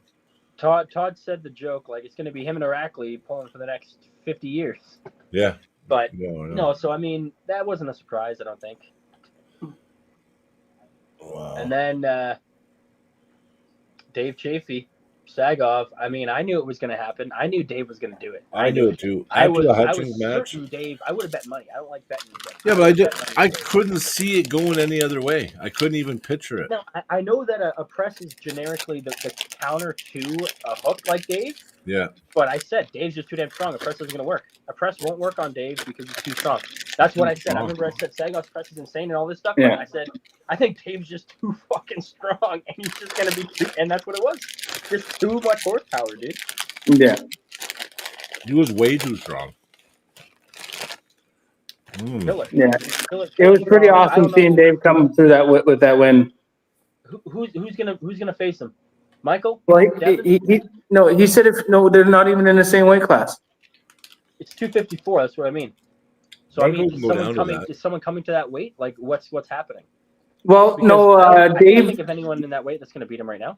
I can't think of their names, but Dave did say that there was 2 people in that weight class that deserved a chance to come for the title. Sagov was a murderer. Alazon. Oh, not on the right though. No. Not at 254. Alazon doesn't weigh 254. Well, he's nowhere near. Doesn't he weigh like 198 or 209 or something? Mm-hmm. I mean, he'll do it. He'll do it. He beat Cody Merritt. Like. Yeah. All right. So then the big upset of the night. I know it was the saddest match of the night. Mm-hmm. Yeah. Oh, it was definitely a sad match, man. Yeah, we kind of covered it a little bit, but Jerry. Dude, I wasn't even upset that I left the podcast a little early for that that crap. It's because Jerry relies on the strap, and he should have been training for a long time just on slipping only because he needed the strap. You know what? If you watch all of these versus West, other than Alex, he had to have a strap no matter what. Right? Reno. Like, well, honestly, Reno, okay, I could see that. I don't think Reno's gonna beat Dave. No offense to Reno. No, I don't think so the either. horsepower, like Reno's great. Yeah, but It's just the Reno's horsepower works difference, on man. bone Like lines and speed and. it's But kind of no, like the but Dave's LeVon going to be scenario. too You got to strong. match that horsepower. Well, that's what I'm saying, though, right? Like Reno is not going to be stronger than Dave. No. And the things that he's going to rely on are going to be irrelevant against Dave's strength. Devin was stronger than Dave on the table. Oh, yeah, that time when he beat him? Oh, yeah. He had to bleed him a little bit in the beginning. He had to bleed his wrist a bit in the beginning. But then after that, it was... Once Dave's wrist was gone, Devin was able to just mitigate everything. He was very strong that day. But that's it. Who the hell's done that to Dave? No one. Just Dev. That's it. That's it. Devin. No one else could have done that. Even LeVon didn't do that to Dave. Dave needs a shot at LeVon, man. That's what I think would be sick. Yeah, because Dave's got the horsepower. Dave's given LeVon a match before. They've had a match before. He's given. I watched it. So I mean, I don't know. LeVon ended up. Dave said he was. Dave did say LeVon was the strongest human being he ever gripped up with. Yeah, look, dude, even strong. Dude, Dave got a pin on. Did he get a pin on Saplankov or really close to a pin? He pinned Saplankov. He pinned Saplankov. Yeah, because he like turned. He was like, yeah. So I mean, he's pinned Saplankov. So people being like, "Oh, Prime Saplankov way stronger than LeVon." No, not even close. No one's been as strong as LeVon. No one. I'm not saying that the Saplankov. Listen, I think the level back in the '90s could have been like early 2090s. I think the level still could have been just as high, but you didn't have a LeVon. Yeah, that's no exactly. LeVon. LeVon made the new peak. Yeah. Honestly, I don't think that the 90s could have held up to the top 10 of each weight class right now. You know why I say they can? You know why I argue that? A couple of guys from it definitely could have. There's guys that could have, definitely. I argue it. John Brzezinski? You really think John Brzezinski wouldn't smoke everyone and spank them? You're trying to tell me John Brzezinski's better now than he was when he was in his I don't know. Okay, we're not being fair to Cody. I don't think Cody would argue that. We were kind of mean to him there. I know Cody wouldn't argue the John Brzezinski. I would say early 2000s John was better than 90s John. Okay. Yeah, but 90s John would stomp everybody today still. 90s John was the fastest John. 90s John was actually, John said... John totally said he felt the best and the fastest when he was... How old was he, did he say? He said at a certain age he felt he could hit the hardest at... damn it. Oh, I think it was his late 30s, early 40s. Yeah, but... It was before that, I believe. I think it was... But at the same time, I feel like... John might have been the faster. No. Early 20s, he said. He said his early 20s, he was his fastest and could hit the hardest. Oh, yeah. And then it is like... That was over the top days. Young 30s, he could hit as hard, but he wasn't as fast. Yeah. And then as he got older, the speed, the strength started to go away. But the speed, he said the speed left him pretty quick. Like, he said when he was like that 20 to 25, he was lightning. He could be like he said he hasn't been able to do that in a long time. Well, and okay, so I'll break it down real easy though. So listen, I'm telling you that the John that's pulled even at elite level, because John's beaten some big names in the last 5 years still, right? He had quite a ride to his comeback there. You know, like he had some banger matches, and these are against elite guys, right? Look at Ungerbayev. He could have beat Ungerbayev. It was like that match could have been his if he didn't gas. Now, all I'm saying is you're gonna try to tell me that John is better than any previous John when they said he was in his prime. And if he was in his prime at that time, but there was guys that actually John beat that gave him wars back then. So all I'm saying is that the level, yes, I think the level is higher now, but I don't think it's like this. I don't think it's a mountain higher. John's come down, everyone else was here when John's prime was here, and he's come down now to where they were. That's why he's still destroying all those young guys that are his age that he was then. It's because he was way above them then, and he's dropped as much as even if they did gain, he's dropped to a level that's still higher. He could drop 37 more levels, and he would still beat all of us. Well, I agree. he's so high up in the levels that whatever his prime was level like 18,000, and now he's down to like 11K, let's say.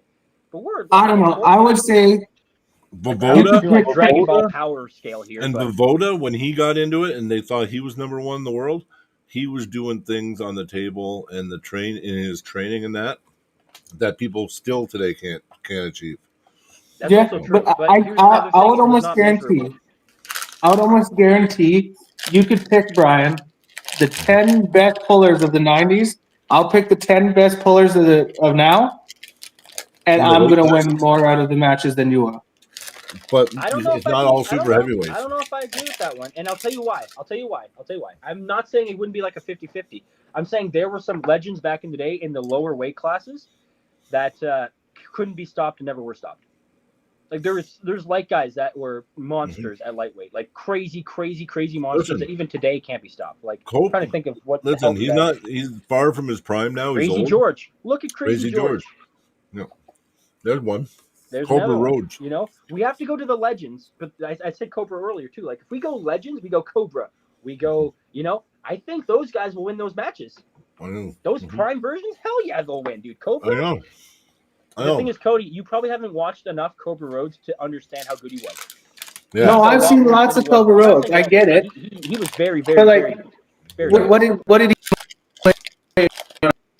No, that's what I'm getting at. 154. Very low weight guy. He was a tiny guy, but he won overalls. He was winning overalls at all these events. Yeah. Like buddy with that fucked up hand that just won this weekend. Oleg, that's another guy. You're right. But he wasn't pulling in the 90s, was he? He was in No. But what I'm saying is, you think Prime Cobra Rhodes is beating Oleg? Prime Oleg? No, but Prime Oleg was back near then. Back 20 years ago. So you're still. We're not even that prime. Yeah, Oleg's a good one because now Oleg's prime was 20 plus years ago. You know what I mean? Like, since Oleg's car accident, he actually hasn't been. He's only been a shadow. Not fair against Cody because the guy got in a serious accident, so we don't know if it would have been better now. But his level was. Saying, his prime was back then. His prime, Dennis Saplenkov time. Prime. But I also agree with you that. But Oleg weighed more than Cobra 2 by a little bit. No, I know. Exactly. That's what I mean. But even with Oleg, like you said. It's been 7 years since the car accident, right? And what's his face there? Engin Terzi. You really think Engin Terzi from the 90s would be losing to most of these guys? No way. I guarantee he'd be in the top 3. Brother, do you know how dominant he was? You don't understand how dominant he was, dude. Yeah, like so dominant. If you don't, that's the thing. The guys now aren't 5% as dominant as he was. Is what I'm trying to get at. It's not even apples to oranges, brother. Like it's a guy who has accolades during his prime, was doing crazy shit that these guys can't even get close to now. And there's a small chance maybe because everyone is 30 times better than Engin was now. Everyone's so much better now that everyone's at the same and no one can get that good. I don't think that's the case. I think Engin is a specimen even today. I think honestly that the level is. I think the level is. I do grown. think the base level has risen, but I think that there are. I was just going to say the base back level in the day that still. I don't think every level. I don't think every lightweight. I don't think the lightweight level is the best it's ever been. The super heavyweight, yes, best it's ever been. I don't think that every weight class is progressed maximum. The super heavyweight had to progress because of the weight cap. They can go infinite weight, so people have to get so crazy and evolve so much to try to beat take them. so much juice. Other weight classes, they don't have to. Yeah. They're at the exact same weight. There's no, this guy's 200 pounds more. We all have to get so much better. Everyone's level has to quadruple to even make a chance. You know what I mean? John beat. Well, there's an example. Right? Old John beat Petrenko 3-0. Yeah. It's Johnny Walker. Yeah. Like, see, have you ever watched Johnny Walker? Is right. That guy Cody was a fucking Johnny beast. Walker's crazy. Walker went like 10 years without being beaten. Yeah. I think the overall level, but at the same time, the I think 200 and up has gotten way more competitive. Oh, there's one. The lower stuff hasn't needed to get as competitive because Arsen Liliev was a monster. Arsen Liliev would have been destroyed. He was pinning Saplenkov, fucking flashing him.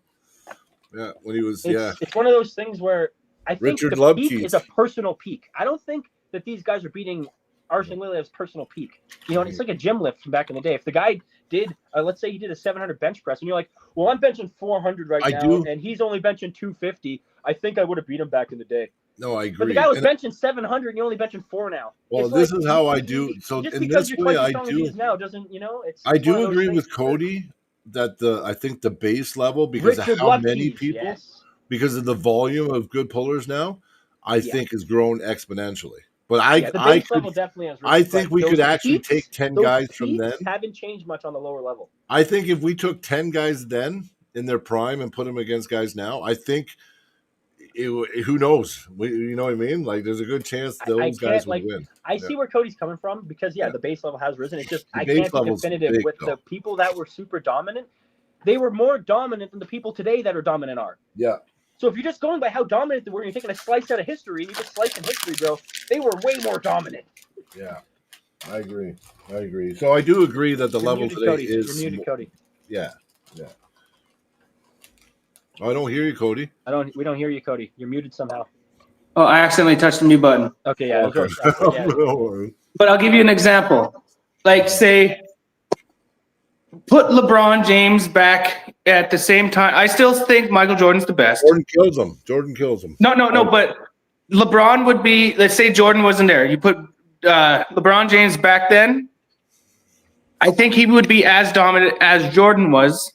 Basically, Kobe would have been more because dominant than LeBron. What about Kobe? Yeah, was what about Kobe? hyper-dominant. Kobe was fucking. yes, but you got to think because the base level is getting higher. These people that are dominating, yeah, they're not going to dominate as long because there's more hard talent. The best guy, Kobe Bryant, at this wouldn't even beat the second best guy. That's what I think. So you see what I'm saying? Like if he loses to Michael and to the second best guy, then it's not necessarily if he's the best of the best. I think basketball is different. I don't know if the sport has really gotten that much better. What about Will Chamberlain? He scored multiple 100-point games. But like you were talking about, I know, but you were talking about how, let's say, Ingen Terzi and all these guys went so long without being undefeated. It's because they didn't have the level of talent that we have today to go up against. That's why they were. That's why they were so up. They went so long without getting beaten. Here's I still think if you took the best of them and put them now, here's the one thing, Cody, is we do have a lot of proof because the guys that we're mentioning were guys who faced guys way heavier than them often as well. So it's not like we're just saying, oh, they were only beating the lightweights of their level. No, they were beating heavyweights in super matches. They were beating super heavyweights in super matches. They were proving that at their weight they were hyper dominant. That's what I mean. And there was actually more proof back then of their hyper dominance than there is today. There was still always rivalries. Proof. It wasn't like John Brzezinski was so far ahead that he never got into a war. He had rivalries still. He had, guys that would, Barbosa actually beat him that one time. Do you remember that? Marcio beat him way back in the day. Huh? Marcio Barbosa. Oh yeah, Marcio beat John. Oh yeah, they used to go back and forth. Oh yeah, Prime Bajan too. Yeah, that Prime Bajan. Yeah, what about Prime Bajan? Yeah. But we are saying I definitely agree with Cody with the base level because we're only taking out the peak guys that are like outliers, right? Like, but even you take Prime Travis Bajan. Mm-hmm. He ain't beaten because Travis Bajan was super heavyweight.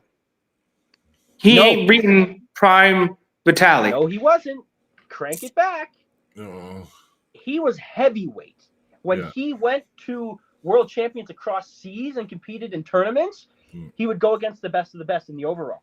Yeah, but when he would do super matches, or he would compete in WoW, or he would do anything, he had his weight class. He was not in the overall weight class.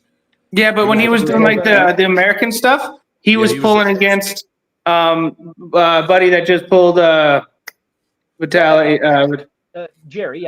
Jerry. You're not wrong. He was pulling against Jerry, and Jerry has always been super heavy. Yeah. As far as any video I've ever seen, he's always been super heavy, and that was the people. Yeah, but you know what? I'm saying Travis wasn't always super heavy. Yeah, but he pulled Dave Chafee was pulling 15 years ago too with those guys, and same with all this is what I'm saying, right? Like, and not only that, you're acting like it was one strong guy, and there was no one around that could even touch him. No. Wars, and the level was that high. They were just out. They stood out because they were so good. Right? Like you can ask these people too. Like you can ask people that arm wrestled Pushkar and stuff. Like to beat Pushkar, you had to have insane strength. Think about this. Dave is saying, I'm starting to feel like I used to back when I beat people like Pushkar. Okay, Dave just won the world title. He's back to feeling like he used to. He's feeling like he used to, and he just won the world title. Does that not give you some inclination that maybe his previous shape was really good? Yeah, Dave's saying, and I'm getting close to where I used to be. Yeah, where I used to be back then. He wasn't necessarily always world champion back then. He looks hyper dominant. You know what I mean? And again, you can also say that. That's what I mean. It's hard. Because I don't think. But see, I do see Dave coming out and doing really good, but you're also basing the Dave off of 2 matches. World champion, man. That's all I gotta say. Is he's Yeah, taking on the he best got of a the best, pretty- though. It doesn't matter if it's only 2 matches. If you take on the number 2 and the number 1, you just proved you're the number 1 guy. I don't gotta take on number 20, then 18. Yeah, Then I know. I'm not But saying you I'm are not saying right that he's maybe not. there's a guy that could in there give him a really maybe even beat him. So you're totally right. I do Dave believe has that. just started doing good, and it's depending on how long he'll be able to stay at this level Totally. and still be doing good, right? Maybe it's just a quick, like Michael Todd there. He was kicking ass for a little while, now he's sucking ass again. But that's what I'm getting at. If Dave's saying he's feeling like he used to, and he's feeling healed up like he used to, and he's doing really good now, and his level isn't that much different, it feels like the level he used to be. If he was not winning every match back then, and there was guys who was beating him, and now he's world champion, seems like his level back then was higher, and the over level might have been higher back then for that weight class. You know what I mean? But at the same time, I think there's an argument both ways. We can sit here probably for hours and have both valid arguments both ways. It's true. It's true. There's so much evidence both ways. Like I said, on paper, if you look at people's accolades, there's no one that has an accolade like Engen or John or any or Cobra. Like you look at that, there's no guys today that have shit like that because they haven't had time to build it. Because those are the legends. And I'll say one other thing by like Dave. He said he's feeling more like he used to, maybe in muscle power, but I almost guarantee his tendons are thicker and stronger than they have ever been because he's been arm wrestling longer. He's way older. He has way less. Like he was definitely prime, dude. I'm not saying that prime when he was younger. Yes, but what would you say is the number one thing to have in arm wrestling? No. Tendon Here's the strength. thing. You're misconstruing it. I agree with what you're saying, but that's not what happened with Dave. Dave hasn't been constantly getting better up to now. He's been trying to return as the Dave champion. He's actually turned into an arm wrestler. He was still broken and sore. To where he was. Yeah. He was. Yes, it was because he was broken and sore. Now way better than he was. But yes, there's no evidence for that. What I'm getting at is, he wasn't continuously getting better because he was broken and sore. But he's been able to fix those broken and sore parts now, and now he's getting to utilize those thicker and stronger tendons from the extra how many more years of arm wrestling. So I would say Dave's now tendon strength is better than what in his prime. I wouldn't argue that. I wouldn't argue that any human's tendon strength is worse over 20 years. It's not how human bodies work. Mm-hmm. But that's not what I was saying. That's why I said you're misconstruing it. It's not that if Dave was constantly getting better this whole time and he never was rocky, then that would be a perfect example. But because he was rocky, you can't just say that that's the reason. You know what I mean? There's not direct evidence. I think I do agree that he's going to be stronger. I'm just saying that. I think it's interesting to think about it, though. I think if people Dave, like to say that Saplankov, dude, how many people say that Saplankov still was the peak of all time and that Levon would beat him? How many people say that? I think they're wrong, but an ass ton of people think that. Okay. I think and if Dave you put him a run for his money. Yeah, but even Saplankov in his prime, he was getting beat here and there. Like he was never. Yes, but I think you put Dave now against old Dave. I would almost say I would put money on new Dave. Okay, but I wouldn't say that that's what I mean. Yeah, sure, but he's only a little better than he used to be now. Like his peak before and his peak now are very, very freaking close. He might be the best, but it's only by a little bit. I think it's better, smarter now. He's got more years of experience, totally. And it's tendons a lot are of a little things making stronger. him better, but the sheer explosivity and power and structure he had back then almost matches what he can do now. Is what I'm saying. Mm-hmm. He would still be competitive now. Is what all we're saying. I'm just saying that it's misconstrued in my opinion. That the things he's saying are correct, but the end thing that he's saying I don't necessarily agree with. Hey, I got Ali on my side. Because what you just said, I didn't disagree. I didn't say that Dave right now isn't his absolute peak. I'm just saying that until he got his injuries fixed, he was nowhere near his absolute peak, right? Clearly. Yeah. So what does that tell you? Right? Mm-hmm. Like, that's all I was saying. I wasn't saying he was at his absolute peak back then. I'm saying I think Dave did it best. Dave said himself that he's starting to feel like he used to.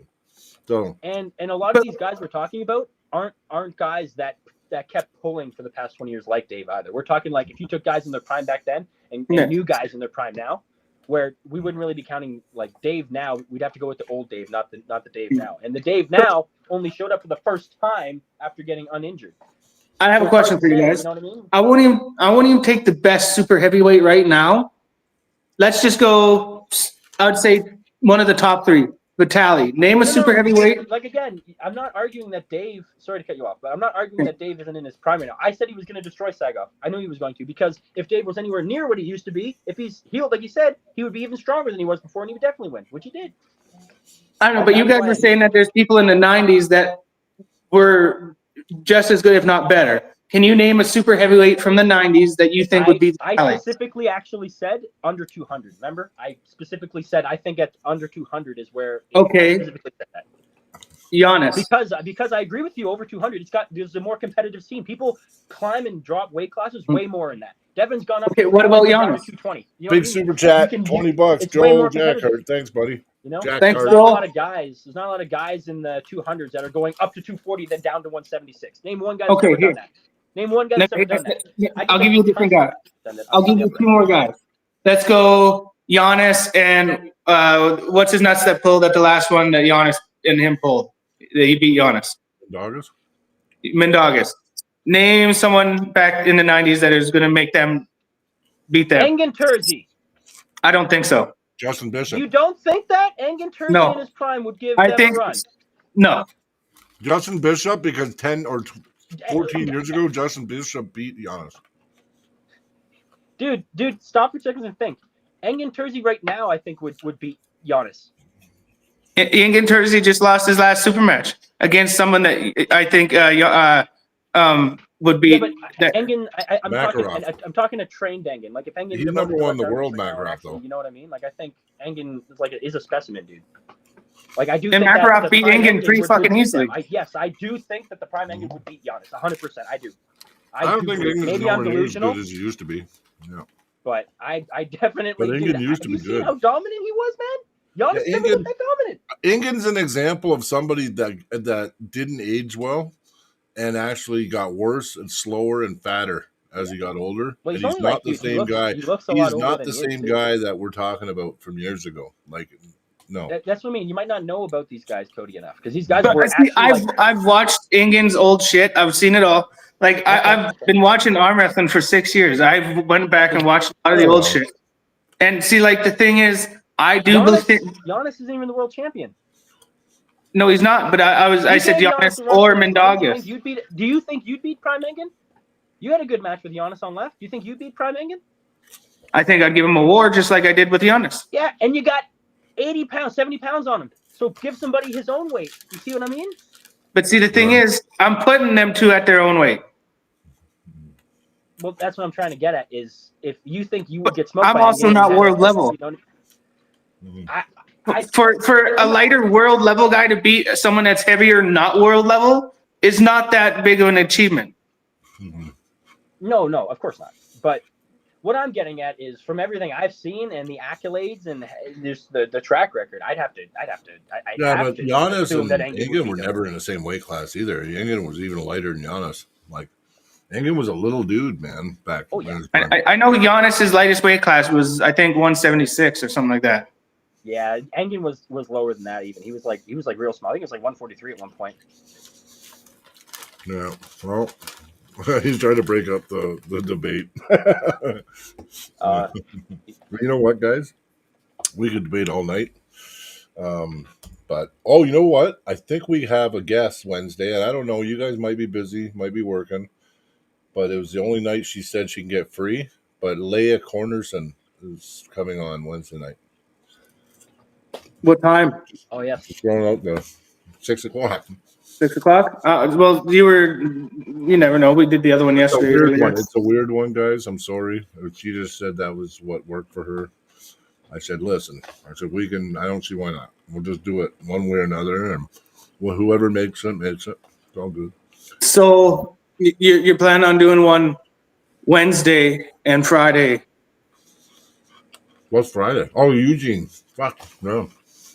Eugene canceled last Friday, but he said I can do next Friday because he only gets Fridays. He's got training and during the week he's booked. He does training too. I think he's a trainer like Fraser. But yeah, we had to get him Friday again. So yeah, Eugene Friday night 6 o'clock. Yeah, I don't know. I was agreeing with a lot of what Cody was saying. He just everything I was saying. Yeah. No, it was just it's a good debate. I agree with both in a way, but you have to look at it differently. And I think you guys you were actually looking at it just differently, trying to explain it against two different of what meanings is what I got out of that. Because I agreed with both you guys. So I wasn't. Hey, that's the best kind of argument. You got what Cody was saying. I wasn't disagreeing with. It was just mainly just like the individual matches. I honestly think Engen would beat Giannis. The prime Engen? I think so. And again, maybe it's the wrong weight class, but maybe Mindaugas then. He would beat Mindaugas then. I think so. I think so too, but we can only speculate. So that's you know what? If he doesn't, I'll be honest. If he doesn't, then having 25 world champions means nothing.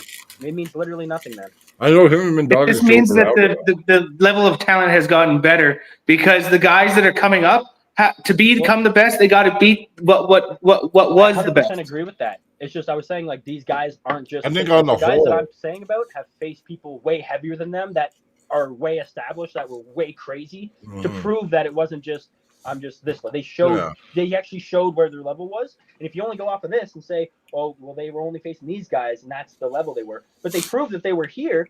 If you're looking back at them and saying that this is where they were, and they're not going to beat someone who's here, but I'm saying they were beating guys that were on that level because they were 70 pounds heavier than them.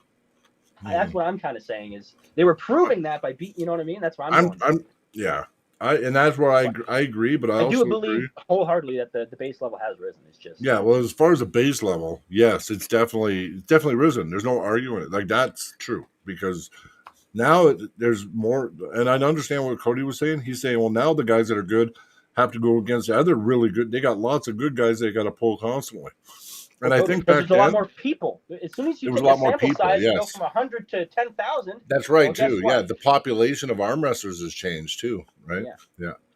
The knowledge gets spread. If the right knowledge gets spread, or if the wrong knowledge gets spread, you can have, outliers. But and that's another thing, right? Like, as people go, like, the newer people coming up have to get stronger than the older ones to be able to become the best. And there's always going to be people in their prime. We weren't saying what they currently are. We're saying what they were in their prime. Because I get what you're saying, and then what you're saying makes sense. Sorry, what you're saying makes sense because they're having to match their technique they've been doing for 20 years when they're starting, right? And and then they're also learning from these other people that used to be at the top, so they're learning less mistakes as everything goes. So the knowledge is getting higher in pulling technique, training, in every aspect of arm wrestling. Is going up. 100%. I just don't think it eclipsed everything yet. I just don't think it's actually eclipsed everyone everywhere yet. I think there's some weight classes, some people that are still that were more dominant back then. I think it's eclipsed a lot, but like again, I still think there's some that it hasn't gotten so that every single person is better than anyone else. Johnny Walker, you go back on YouTube and type in Johnny Walker training and watch what he used to do. He would take a 100-pound dumbbell. He would take a 100-pound dumbbell and catch it. He'd throw it in the air and catch it. You should see some of the shit Johnny Walker did for training. And he said it shocked the tendons because he would catch it and have to stop it dead. And he'd do it each way, yeah.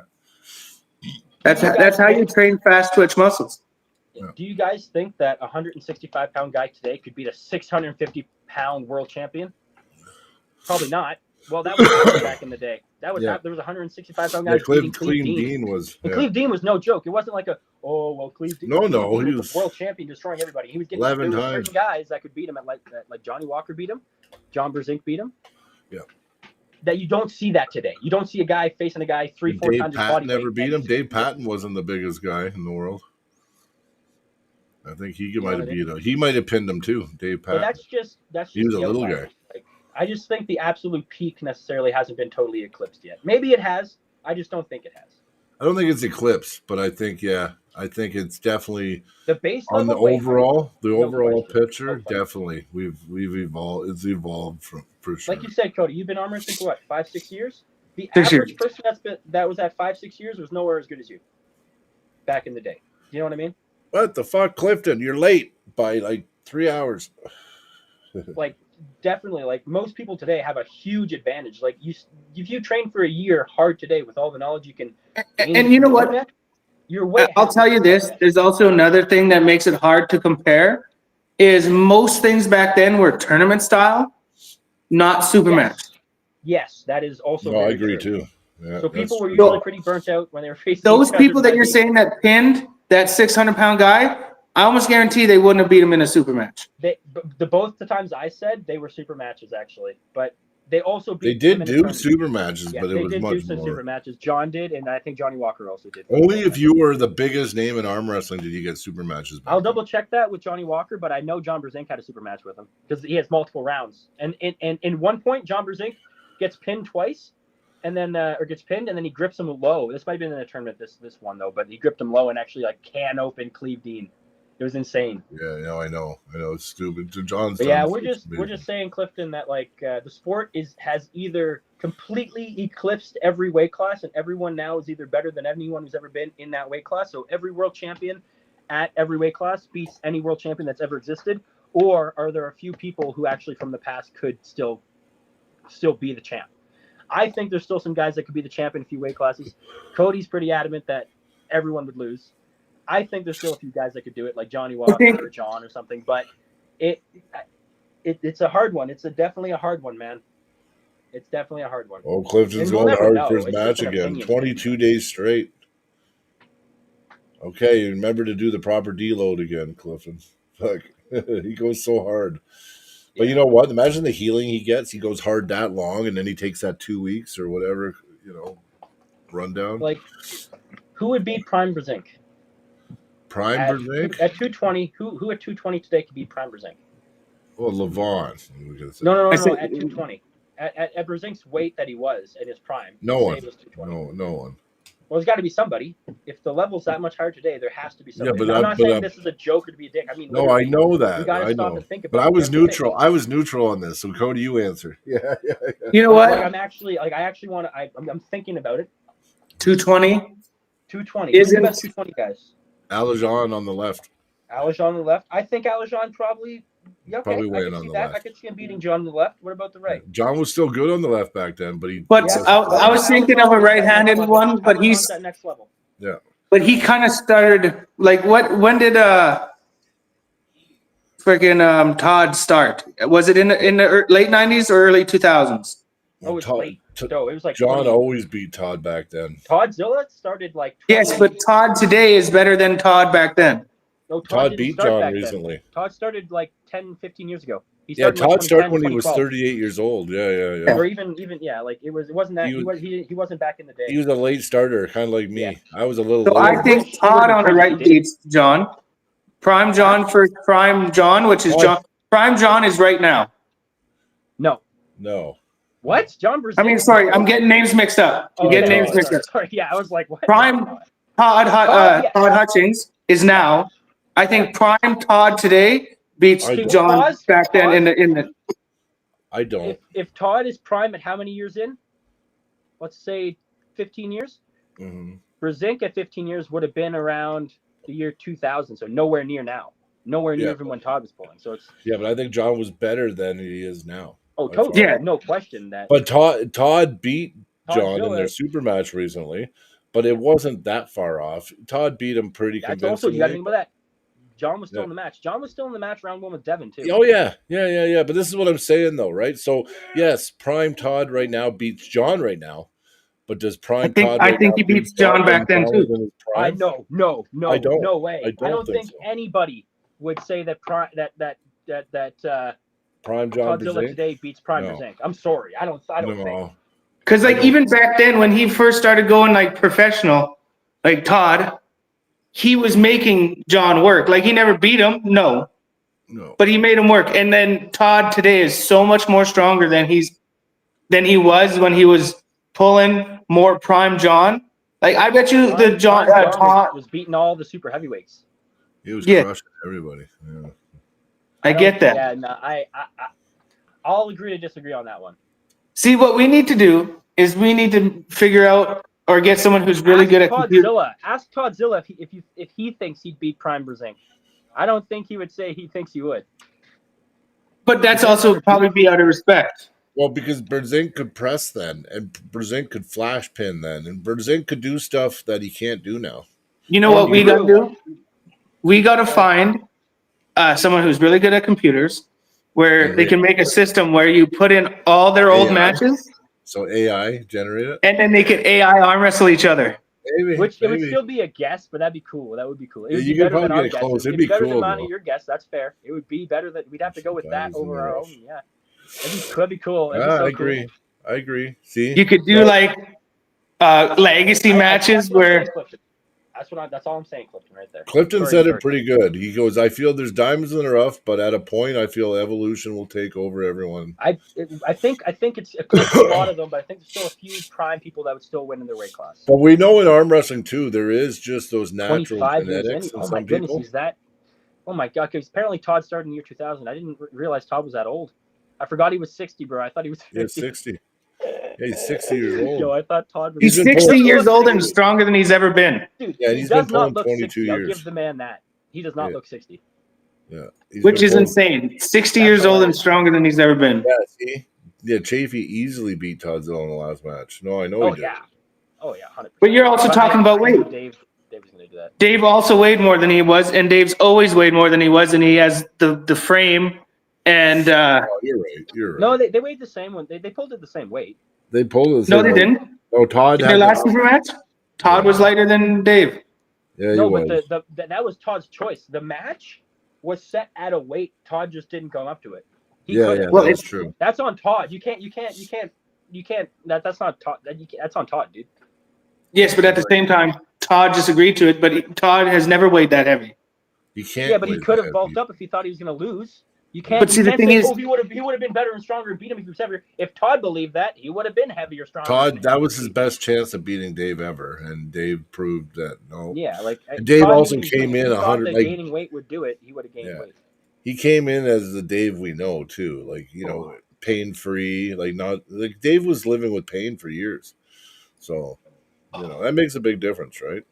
But this is a debate. I like debates, but let's do them early next. And like I was saying, like I'm not saying that I do believe that a lot, if not most of the weight classes have been eclipsed for sure. But I still think, like Clifton was saying, there's still a few guys.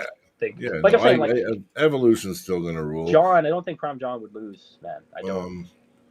Yeah, no, I don't think so. I don't think so either. But I understand where Cody's coming from. Totally. Well, like I'm saying, I agree with most weight classes. I mean, I see the logic that he's using. Alizon's a great proof.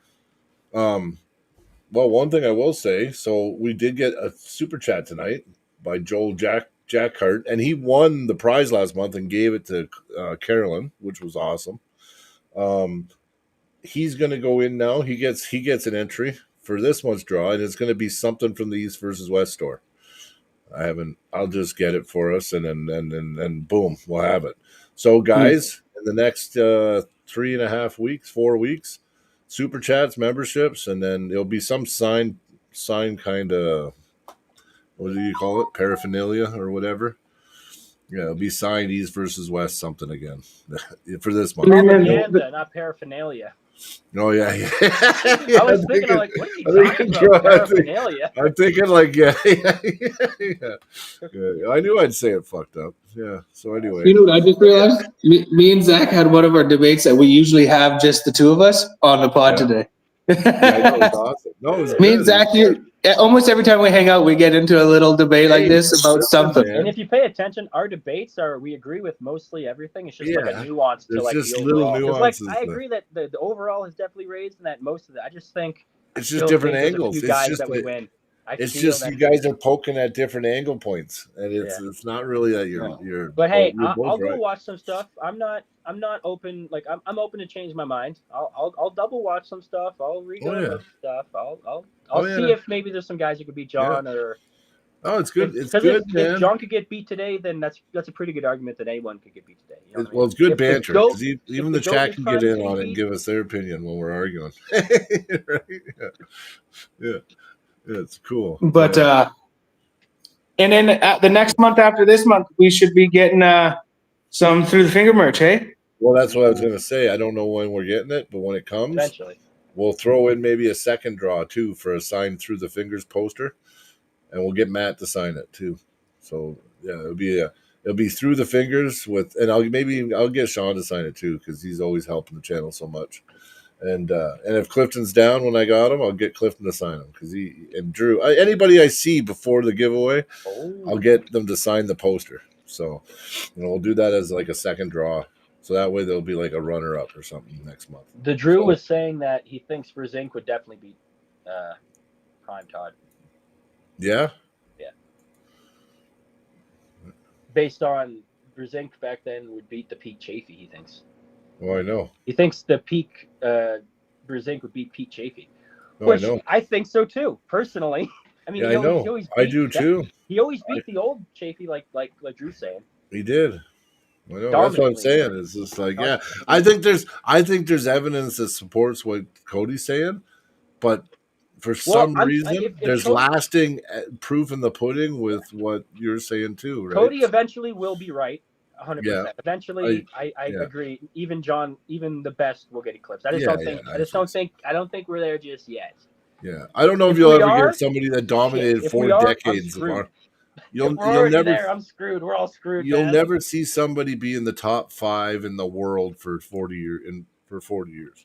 At his weight, either at being like 220 or whatever. Yeah, at his weight.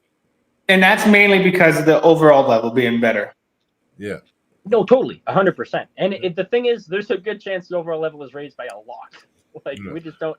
The base level before, I'm guessing, was a lot lower because they didn't. Well, he was number 1 in the world for a long time before Devins took it, and I think that was 2009. Apparently, they didn't start top rolling until the early 90s or something. Like it was like not frowned upon, but like no one did it. Apparently, no one trained. No, they thought it was a cheat. They thought it was a cheat.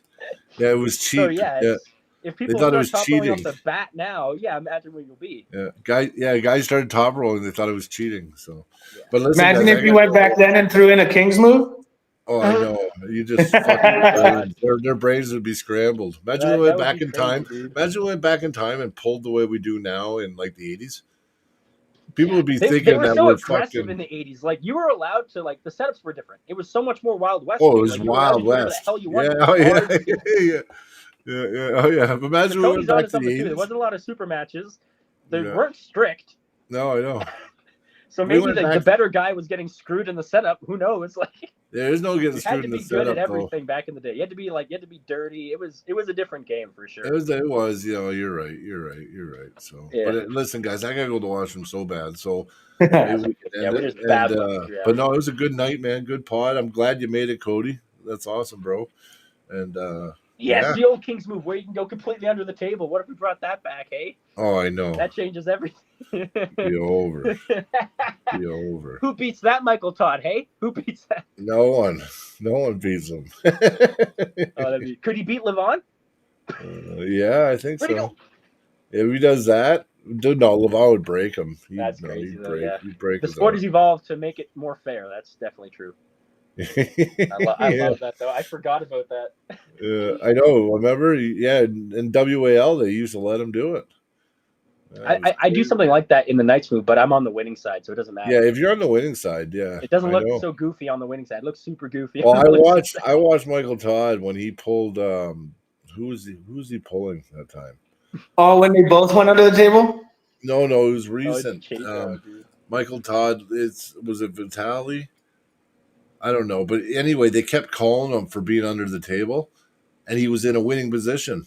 Like he was neutral to almost winning, and friggin' the ref kept calling him. Yeah, I remember that. That is true. They were. Yeah, and you remember the time he punched the table? He was just so pissed. That's because that East versus West, they changed the rules so that a neutral position was no longer fair. You had to be only positive. If you were neutral, it was a foul. That was an Ingen thing, man. Which is 100%. Dumb. I think that's stupid. Neutral, do whatever the hell you want. It's neutral. Yeah. It's not neutral anymore if they get an advantage. Like if I'm Ingen wanted. Listen, Chris Christo called one in a winning position once too because he was worried that I'm pretty sure they didn't give the foul and they just restarted the match though. Yeah, but they did call it. You were watching? We were like, what? Yeah. I was like, what was that shit? Yeah. But anyway. But okay, guys, listen. Have a great night. Wednesday night. Check us Wednesday night. I'll post it tomorrow, and we got Leia Cornelson. Cornelson. Yeah, sorry, Leia. I'll make one of them, Brian. Under 18 WAF champion. Am I wrong? Yeah. Oh no, she was. She was the EFA World Champion, junior, and that, and then she won the East versus West qualifier, right and left gold. Like no, she's got some accolades now, and I think she did end up going to WAF, but I don't want to misquote what happened there at WAF. But I know that she's eligible. I remember her switching over, signing that waiver form and shit. I arm wrestled her in the summer there at Jeremy's practice at the. Okay, yeah, I heard that she was She there. was feeling strong, feeling really strong. Yeah. Oh yeah, she's good, man. She's good. So Inside power.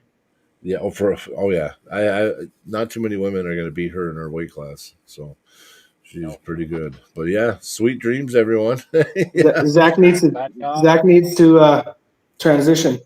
If we get a nice day this week, right before I end this right now, if we get a nice day, I'll come train. I'll come to Red Deer this week. Okay. It's a warm day. Yeah. I'll let you guys know. Okay. Perfect. Peace, everybody. Have a good night, everybody.